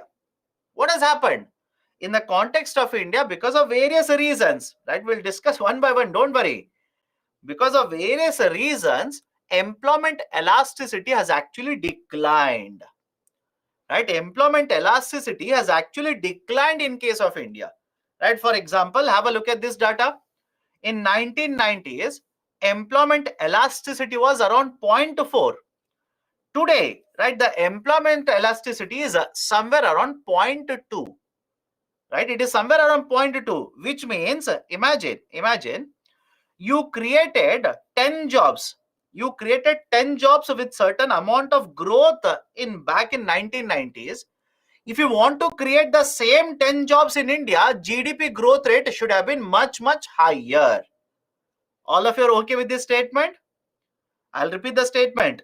Imagine with certain amount of growth, you created 10 jobs in 1990s. If you want to create same 10 jobs, that is number of jobs, right? Currently, your GDP number has to be much, much higher today compared to what it was right back in 1990s. That is the impact of having lower employment elasticity, right? In case of India, employment elasticity is actually declining, which is one of the cause of concern. Cause of concern because we are experiencing very good growth rate, right? Again, don't say that, sir, last 1 year, last 2 years. Of course, yes, because of the pandemic, GDP growth rate has taken a hit, but that doesn't mean that we are experiencing recession now. That doesn't mean that there's a depression in India. In fact, very often you'll come across this. India is one of the fastest growing economies in the world. Is the logic okay? India is one of the fastest growing economies in the world, right? It may not be the largest, one of the largest, but one of the fastest growing economies in the world. In fact, I'm pretty sure you've heard of this. India will become third largest by here, right? India will become second largest by this date, etc., etc. Again, right? From the perspective of economics, from the angle of economics, having a larger GDP is always good. But more important is, are we achieving inclusive growth? Are we achieving inclusive growth? That is equally important. Okay. So first one, employment elasticity is declining. Is it not a proof that we are experiencing jobless growth in India? Let me know. If employment elasticity is decreasing, is it not a proof that there is a jobless growth? Because if the employment elasticity decreases, it simply means that GDP denominator is increasing, numerator is not increasing very fast. That is jobless growth. Second, the availability of skilled labor in India is very, very low. That is a very important concern, by the way. Very, very important concern. Availability of skilled labor is very low. First one, skilled labor availability is a problem. Second one, there is a problem of skill mismatch. Remember both of them. There is a problem of skill mismatch, right? Which is also called as a skill gap. Sir, right? What is this skilled labor availability? Let's say out of 100 people, only 10 people have certain skill set. Skill set as in to write a code in a computer, to operate a machinery to produce a good. These are called as skill set. So very few people who are actually working in India have got the skill set. So when labor force, very less labor force has got the skill set, don't you think it becomes very difficult for the companies to acquire the labor? Acquire means employ the labor. And second problem in case of India is skill gap or skill mismatch. What is a skill gap or skill mismatch? Imagine you will hire me. I'm a software engineer. You will hire me. You will ask me to write a code. Computer, you will ask me to write a code. I will simply say, sorry, sir, I do not know how to use this language to write a code. For example, I'm pretty sure, even though if you're not software engineers, you must have heard of this, right? A C, C++, Python, etc., etc. These are computer languages, code languages, right? Java, etc., etc. Whatever the names are there, don't worry. UPSC will not ask you that in GS paper. So argument is simple. I'm an engineer. You will hire me to write a code. But after you assign the work to me, you will realize that the skills that I have are not the ones that you require. Is it okay? The skills that I possess are not the ones that you actually need. Can I call this as a skill mismatch and a skill gap? Now think of it. Please think of it. In fact, this is a problem in India. Why this is a problem? There are a lot of training institutes in India. There are a lot of training institutes which will provide skilling to the people. Now, don't you think if the skills that they provide to me are not the ones which are required in the market, I might have a certificate, but I may not get the job in the market. Possible? Think of it. In fact, this is a problem in India even today. There are a lot of training institutes in India. They will provide training to me. I will have a certificate saying that I have a training in this. But in the market, there might not be any company in that region which will offer the job based on that skill set. So don't you think, despite being skilled, despite being trained, I might still remain unemployed? Right? That is the problem related to skill mismatch and a skill gap. And has it happened in India? Yes, it has happened in India. I'll give you example during pandemic. During pandemic, right? This was very much evident. Lot of people with the certificates, certain courses, etc., etc. They have moved to their native places. They have moved to their homes. Now in that region, they are searching for a job. Having certain skills, they are searching for the job. But what if there are no companies which will provide you a job based on that skill set? Right? They'll say, I don't want to move out of this district. I do not want to move out of this state. I want a job here only. But the company which requires a skill set, that skill set may not be present in that district, may not be present in that state. As a result of this, person will continue to remain unemployed. All of you okay with this? Anybody has a problem, please do let me know. Right? I'll come back to this. Regarding skilling, have a look at this. The level of skill development acquired has remained very low in case of India. 2.4% of the workforce in the age group of 15 to 59 years have received a formal training, and another 8.9% of the workforce have received a training through informal sources. So what do you mean by informal sources? For example, right, imagine my father, right, has, or my parents, right, father, mother, whatever it is, my parents have certain business. I may not go to school, I may not go to any training institute. Daily, I will keep on going to the business with my parents. Over a period of time, will I acquire the same skill sets or not? Right? Don't you think? Right? Family run businesses are done like this only. Yes or no? Family run businesses is done like this only. Right? So there are different means. Apart from formal training, there are also different means through which I will acquire skill set. So have a look at this. Right? 2.4% of the workforce are actually trained in India.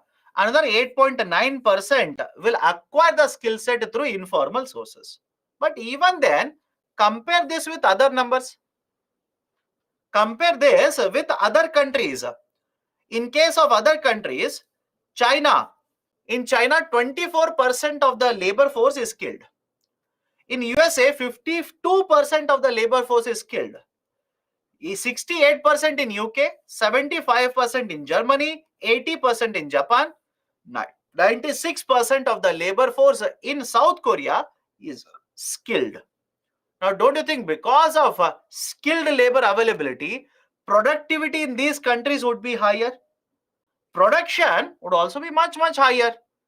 Compare that with India. Right? Only around 10% of the labor is skilled either formally or informally. Which means, please understand, I'll add one more point here. That is the reason they'll keep on talking about, right, a demographic dividend, a demographic disaster.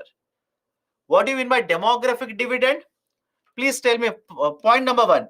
Please tell me what do you mean by dividend in the first place? What do you mean by the term dividend in the first place? Dividend means returns. All of you okay? Right? We have seen the term dividend in multiple contexts now. Right? What returns you will get, it is called as dividend. Now, in the context of demography, if a country has a large working force, if a country has a large labor force, don't you think that population can be used to produce more, achieve more GDP? Yes or no? Right? Think of it. I'll repeat it again. A country is there with a large labor force, a large working force. Can we use this large labor force to increase GDP, to increase production? Answer is yes. That returns from the population, that returns that you get from the population in terms of GDP is called as a demographic dividend. Now, whether you like it or not, whether you achieve it or not, in case of India, we have large labor force. If you cannot utilize this labor force today, after a couple of years, after many decades, maybe by 2050, maybe by 2060, etc., don't you think the burden on the government will be very, very high? Think of it. Sir, what do you mean by burden for the government? If population is not given jobs today, if people will not earn salaries, no savings and nothing, population which is poor will continue to remain very high, right? What will be the burden on government of India under healthcare expenditure by 2050? Imagine that. Healthcare expenditure, housing assistance, food security, etc., social welfare programs, etc. Can you imagine? Some of you are saying very low. My dear, the burden on the government will be very high. Right? Think logically, always think logically. Burden on the government of India will be very, very high. Sir, how is that possible? Let me take a very simple example. Today, let's say there are 100 people who are of the age of 15 years. I'll take extreme example so that you understand quickly. There are 15 people who are the age of 15 years. Now, right, today is 2023. Right, today the year is 2023. They will become 60 years after 45 years. Correct? After 45 years, they will attain the age of 50, which means if you add 45, this will become 2068. Now imagine these 100 people do not get jobs.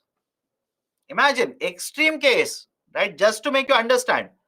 Imagine these 100 people will not get any jobs. They will not have any savings, nothing.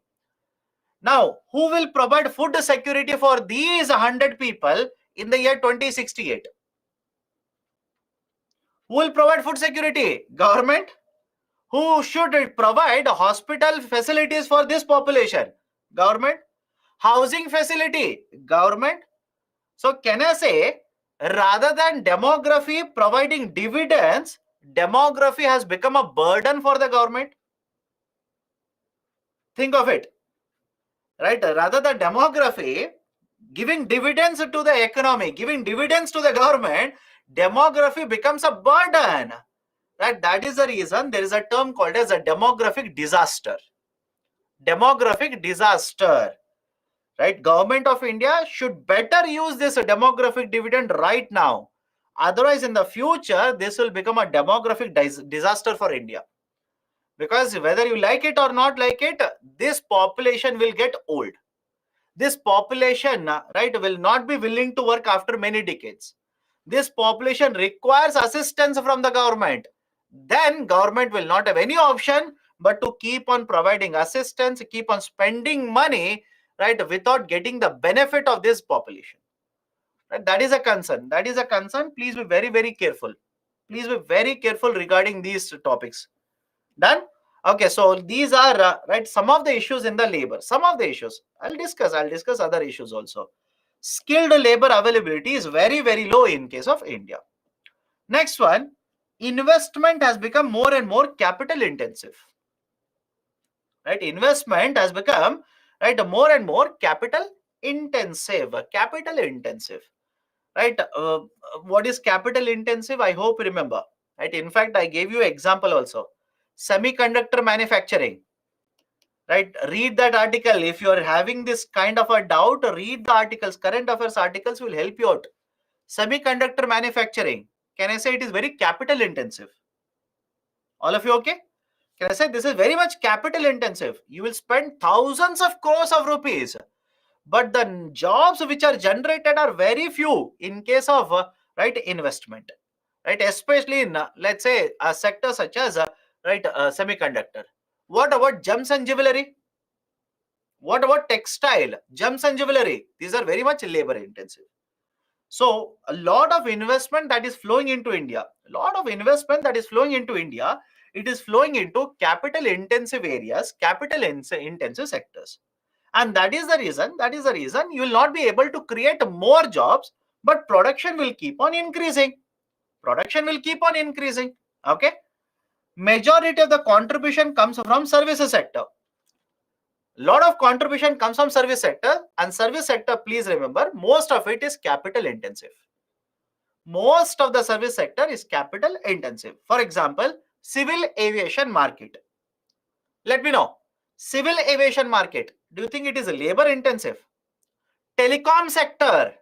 Do you think that is labor intensive? Labor is generated. Please do not misunderstand my statements.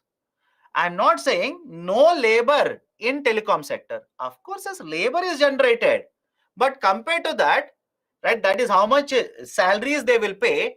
Compare that with, let's say, how much money they will spend on construction of towers, how much money they will spend on getting 3G spectrum, 4G spectrum, 5G spectrum. So investments are very much capital intensive. Investments are very much capital intensive. Okay.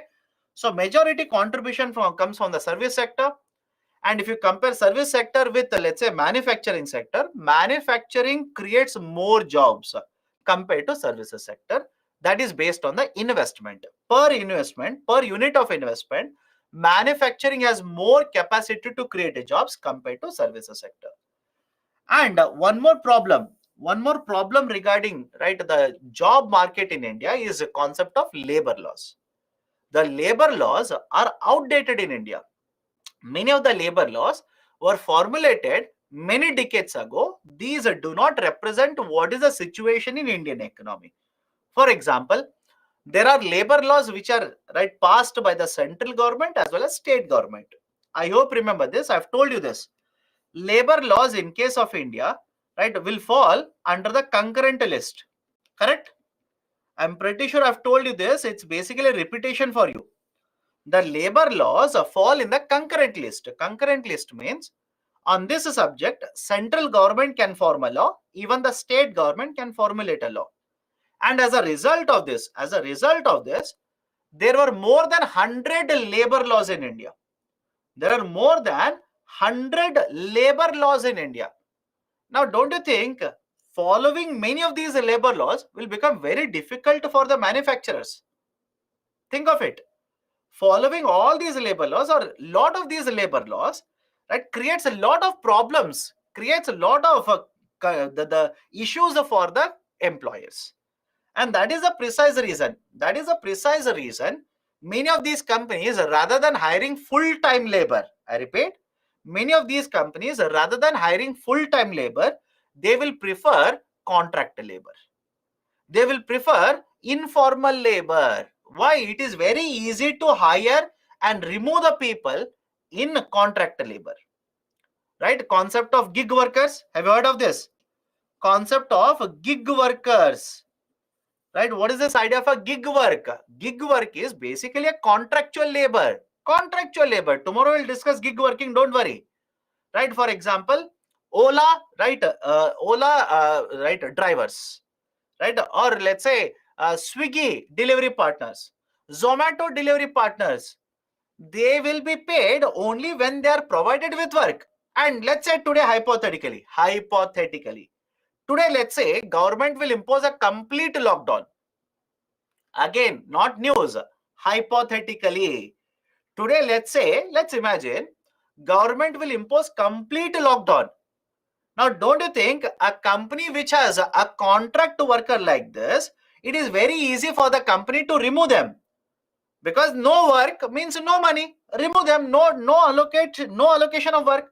On the other side, full-time workers, it is very difficult for the companies because full-time workers' salary has to be paid. They can be removed, but salary has to be paid. So that is the reason over a period of time, because the labor laws are very strict in India. Labor laws are very stringent, and more importantly, argument of the private sector is these labor laws were made in 1950s. These labor laws were made in 1960s, and we are in 2023. Economic situation in 2023 is completely different compared to what was the economic situation back in 1960s. So argument of the private sector is that government should restructure these labor laws. Government should amend these labor laws so that we can protect our own interest. Again, please understand, both the sides will have their own argument. For example, imagine you're a private sector company owner. You're owner of a private sector company. Now, please tell me, Don't you think it is much better? It is in your interest whenever there is a lot of flexibility in hiring and firing a labor. Think of it. Think from the perspective of private sector as well, right? Everybody has their own interest. What is the argument of private sector? Economy is not constantly moving. Economy is not always right expanding like this. Economy will right rise fall like this. In certain years we will experience a very good growth rate. In certain years there is a contraction. In certain years there is a pandemic. In certain year there is a recession. So I should be having that flexibility. I should be having that flexibility to hire whenever I want to and to fire whenever I want to, because I need that kind of flexibility because there is a fluctuation in the economy. But government says no. Government says no, we cannot allow you to do that. We need to protect the interest of the workers as well. So you want to remove people, take permission from me. You want to fire people, you want to lay off workers, take permission from me. So argument is labor laws are very strict. Labor laws are very stringent. And that is one of the reasons why investments generally get affected. Investments also generally get affected. Can I give you a current affairs example which already I've quoted? Right? Don't you think by amending certain labor laws, the states such as Tamil Nadu, Karnataka are attracting more investments? Let me know. I'll repeat the statement again. By amending, by making changes to labor laws, right? Don't you think certain state governments are able to attract more investments? Of course, yes. What if they will amend, right, exactly in opposite way? Rather than making it easier for the private sector, what if the governments will change the laws which will make it more strict, more problem for the private sector? Don't you think private sector investment will be affected? So labor laws are also very important. They will have an impact on investments. Done? So these are some of the reasons why do we say there is a jobless growth phenomenon in India. These are some of the reasons. And can I also say the same points you can write if the question is what are the labor market issues in India? Let me know. These are some of the factors, some of the reasons why there is a jobless growth phenomenon. Can you write the same factors if the question is what are the problems in the labor market in India? Of course, yes. Same points you can write. Now, in addition to this, couple of more labor issues. Point one, large working population in India is involved in agriculture sector. Out of the total population which is working in India, a large part of it, somewhere around 49% of it, is there in the agriculture sector. And that's a problem. Why that's a problem? Any guaranteed returns from the agriculture sector? Any guaranteed growth of, let's say, the position of workers in the agriculture sector? Requirement of skill sets in the agriculture sector? No. You do not have to have a skill sets. You do not have to have any kind of certification. Right? No guaranteed returns in the agriculture sector. So rather than this, don't you think it makes much better sense to move part of this labor into industrialization? Right? Move part of it into manufacturing. Of course, yes. But for that to happen, first we need to provide them with skill set. Is Government of India promoting skilling in India? Of course, yes. Of course, yes. Is Government of India promoting skilling? Yes. Skill India initiative is there. Have you heard of this? Skill India initiative is there.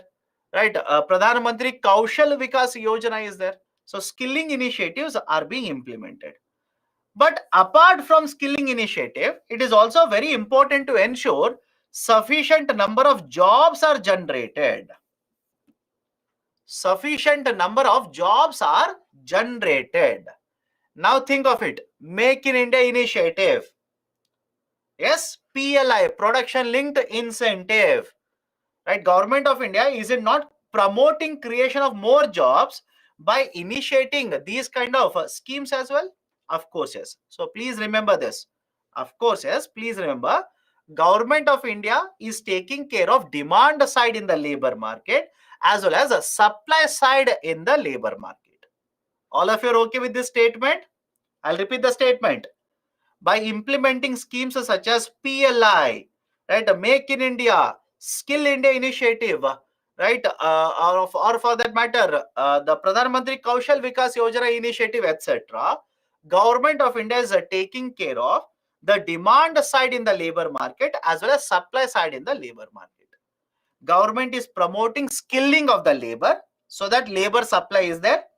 And on the other side, by promoting PLI, they will promote investment. By promoting Make in India, they will promote investment, which means demand for labor will also increase. So supply as well as a demand, right? The government is trying to do both the sides. Okay, so this is one more labor issue. Please be very careful.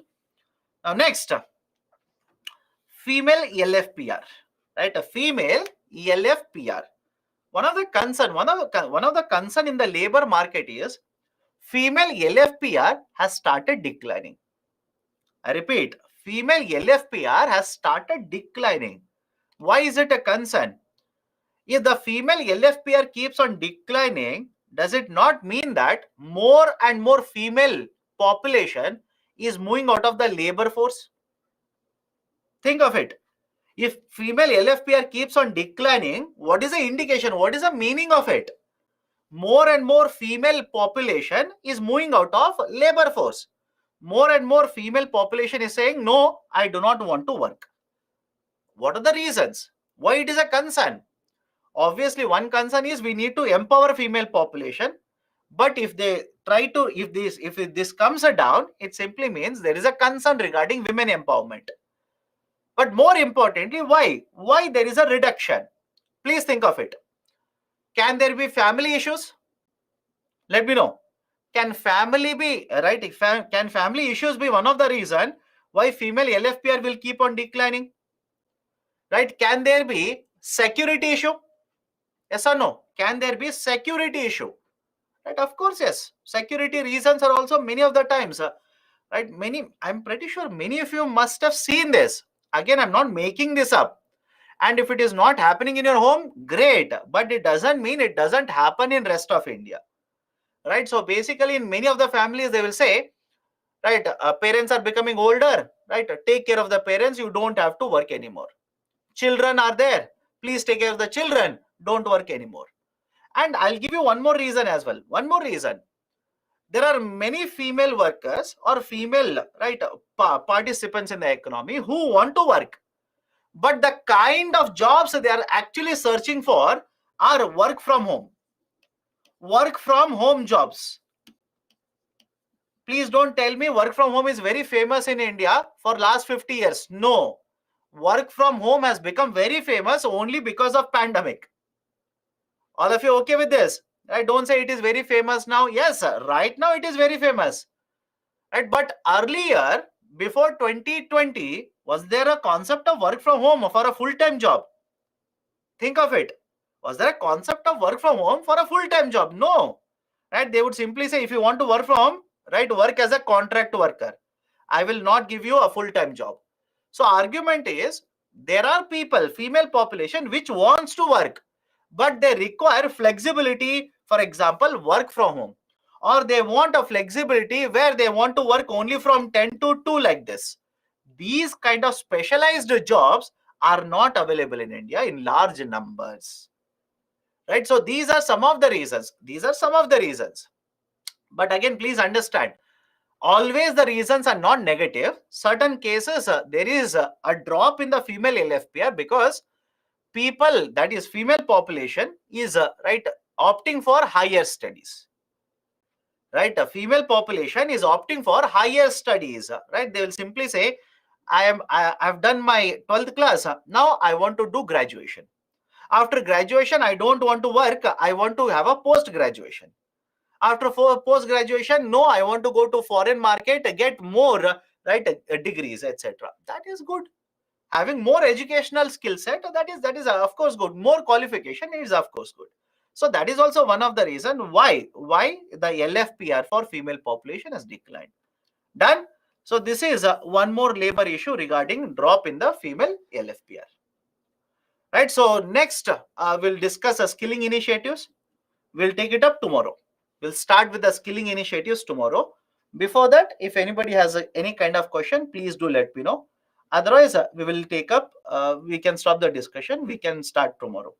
Sir, why they include 15 to 18 years also in labor force, but most of these are in studies? My dear, studies doesn't mean you're not allowed to work. Anybody above 14, adult, right? Above 18 is adult, above 14 is allowed to work. Below 14 is called as child labor. That is the reason generally they will take from 15 years. Okay. What is the base year for PLFS? Right? What do you mean by base year? It is not an index. It is a survey. I understand. It's a survey. It is not an index. And if you say, sir, then how do they calculate unemployment rate, etc., etc.? My dear, out of total population, the labor force, right? If there are 20 people who do not have any kind of work, then they'll simply 20% is unemployment rate. Right? So there is no base here for that. Whose idea of or innovation was Niti Aayog? The government, right? The current government, right? The current government actually abolished the Planning Commission and introduced Niti Aayog. What is the current unemployment rate in India? Somewhere in the range of 6 to 7%. How they measure unorganized sector working labor? Now, please understand, many of you are asking, sir, how they will find out whether a person is working or not working? There are different measures. There are different measures to find out whether a person is working or not working. For example, there is a term called as usual principal status, right? Usual principal status, right? Current weekly status, right? Etc. Using those, right? There are tools. Using those, they will try to find out whether a person is employed or unemployed. Okay.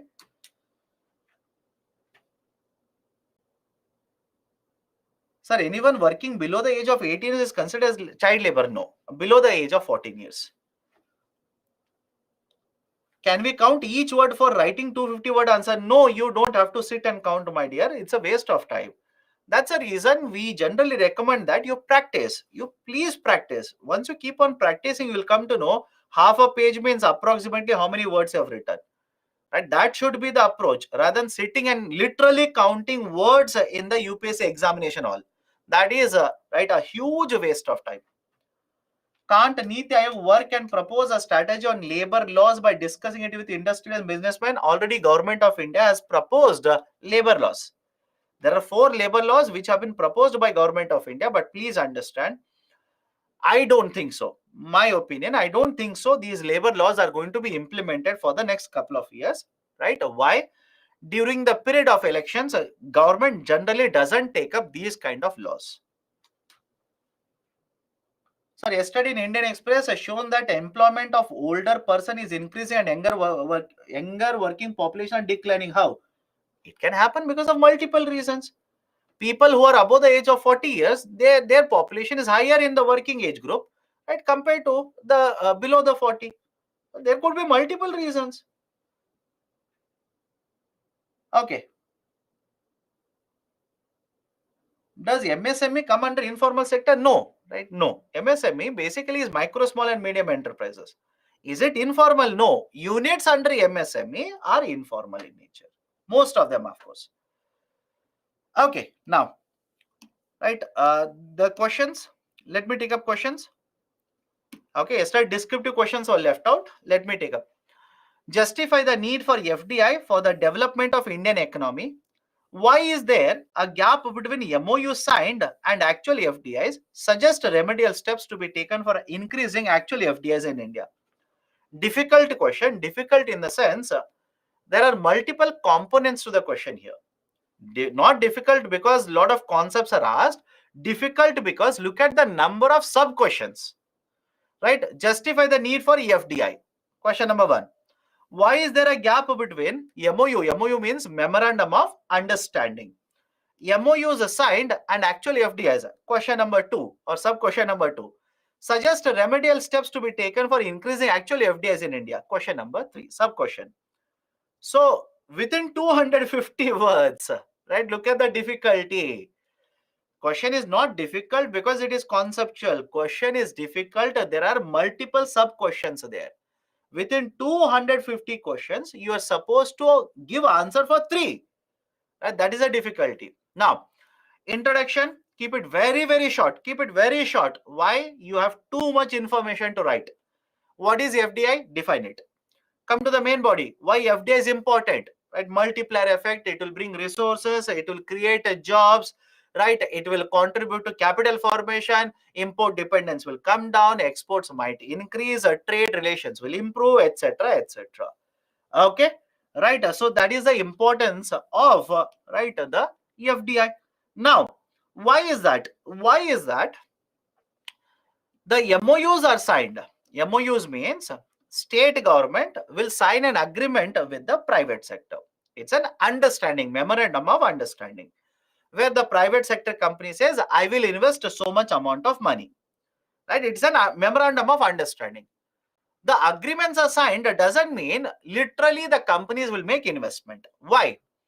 The companies initially will sign agreement, then will realize that, right, it is very difficult to acquire land in that state. It will realize that skilled labor is not available in that state. It will realize that I'll construct a manufacturing facility, but road connectivity is not there. Port connectivity is not there. Railway connectivity is not there, etc. So because of all of this, initially the proposal that was given, can the private sector company basically cancel the proposal? Of course, yes. So how many agreements or how many MOUs are signed? All of them will not become infrastructure projects. Many of them will be cancelled because of these reasons. So what should be the way forward? How can you address this problem then? Right? What should be the way forward? One, we can have a single window clearance system. Do you remember the concept of single window clearance? Sir, where have you discussed a single window clearance? Yes, EZs, special economic zones. Right? If you have a single window clearance, whatever approvals are required, only one authority will give you all the approvals. Will it not promote ease of doing business? Right? A skilled labor availability can be promoted by skilling. The state government, central government should provide the skilling to the labor so that labor is available which is skilled. Right? Reduction in the tariffs and allowing easier import of certain raw materials, certain machinery, etc., etc.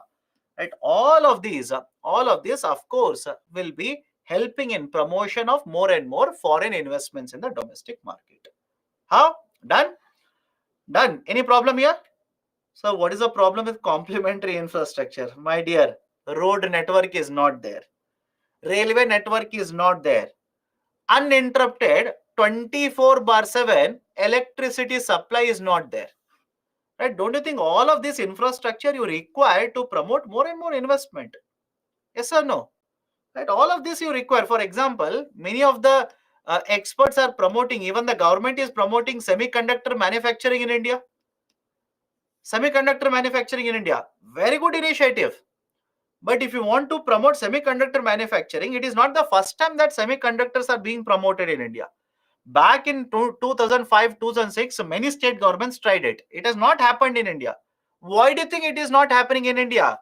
To promote semiconductor manufacturing, the supply chain is very, very complicated.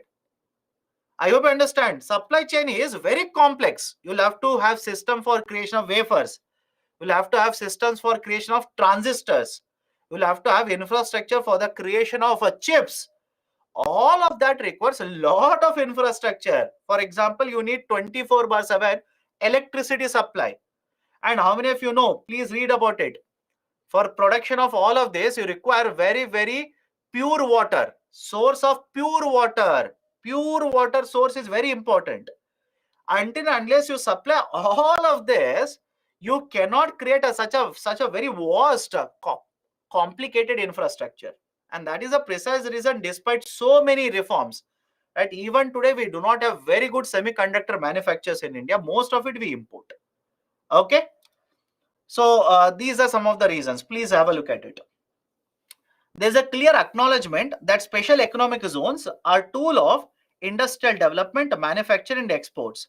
Recognizing this potential, the whole instrumentality of SEZs require augmentation. Discuss the issues plaguing the success of SEZs with respect to taxation, laws, and administration. Start with the definition of special economic zones. Start with the definition. Okay. Then right? What is the importance of SEZ?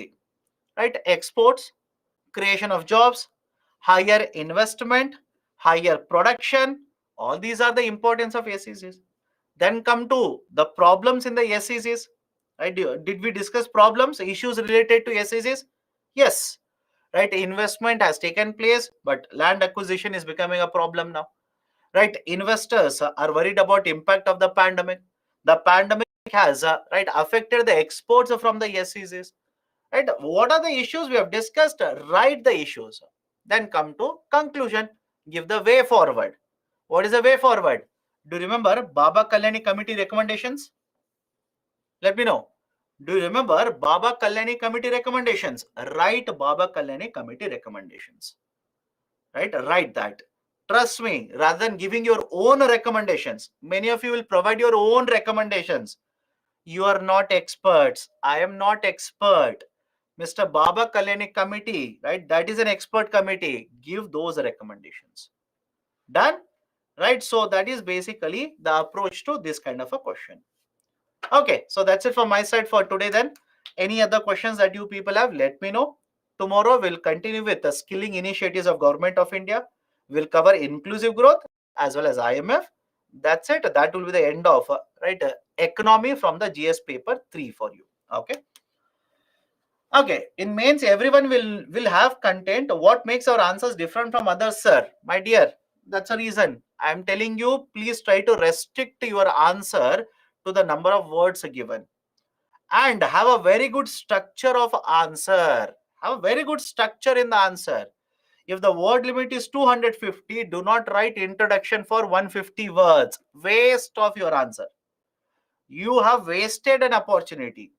Right? The 250 word question is there. For example, MSP. I'll give a very simple example. And by the way, on a lighter note, your product of university is a system in India. I'm also product of university system in India. Do you remember how we used to write in our university exams? That the funda used to be very clear. One page you'll have to write in such a way that at least you'll get 1 marks. And assuming right 35 is a passing mark, you will have attachment, so many attachment that you will have 35 pages. For UPSC, don't do that. Please do not do that. For example, if there's a question on MSP, lot of people will have so much of content on MSP, they will write 200 words in introduction. And introduction will be like, MSP, MSP is minimum support price.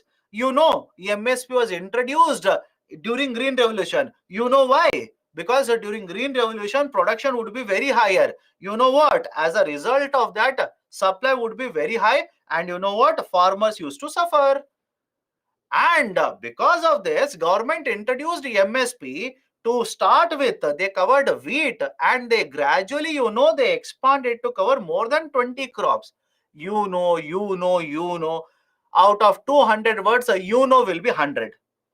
Right? So that's the reason, right? What makes your answer stand apart from others? Right? Keep it crisp, but don't write too much about MSP when the question is, what are the problems with MSP policy?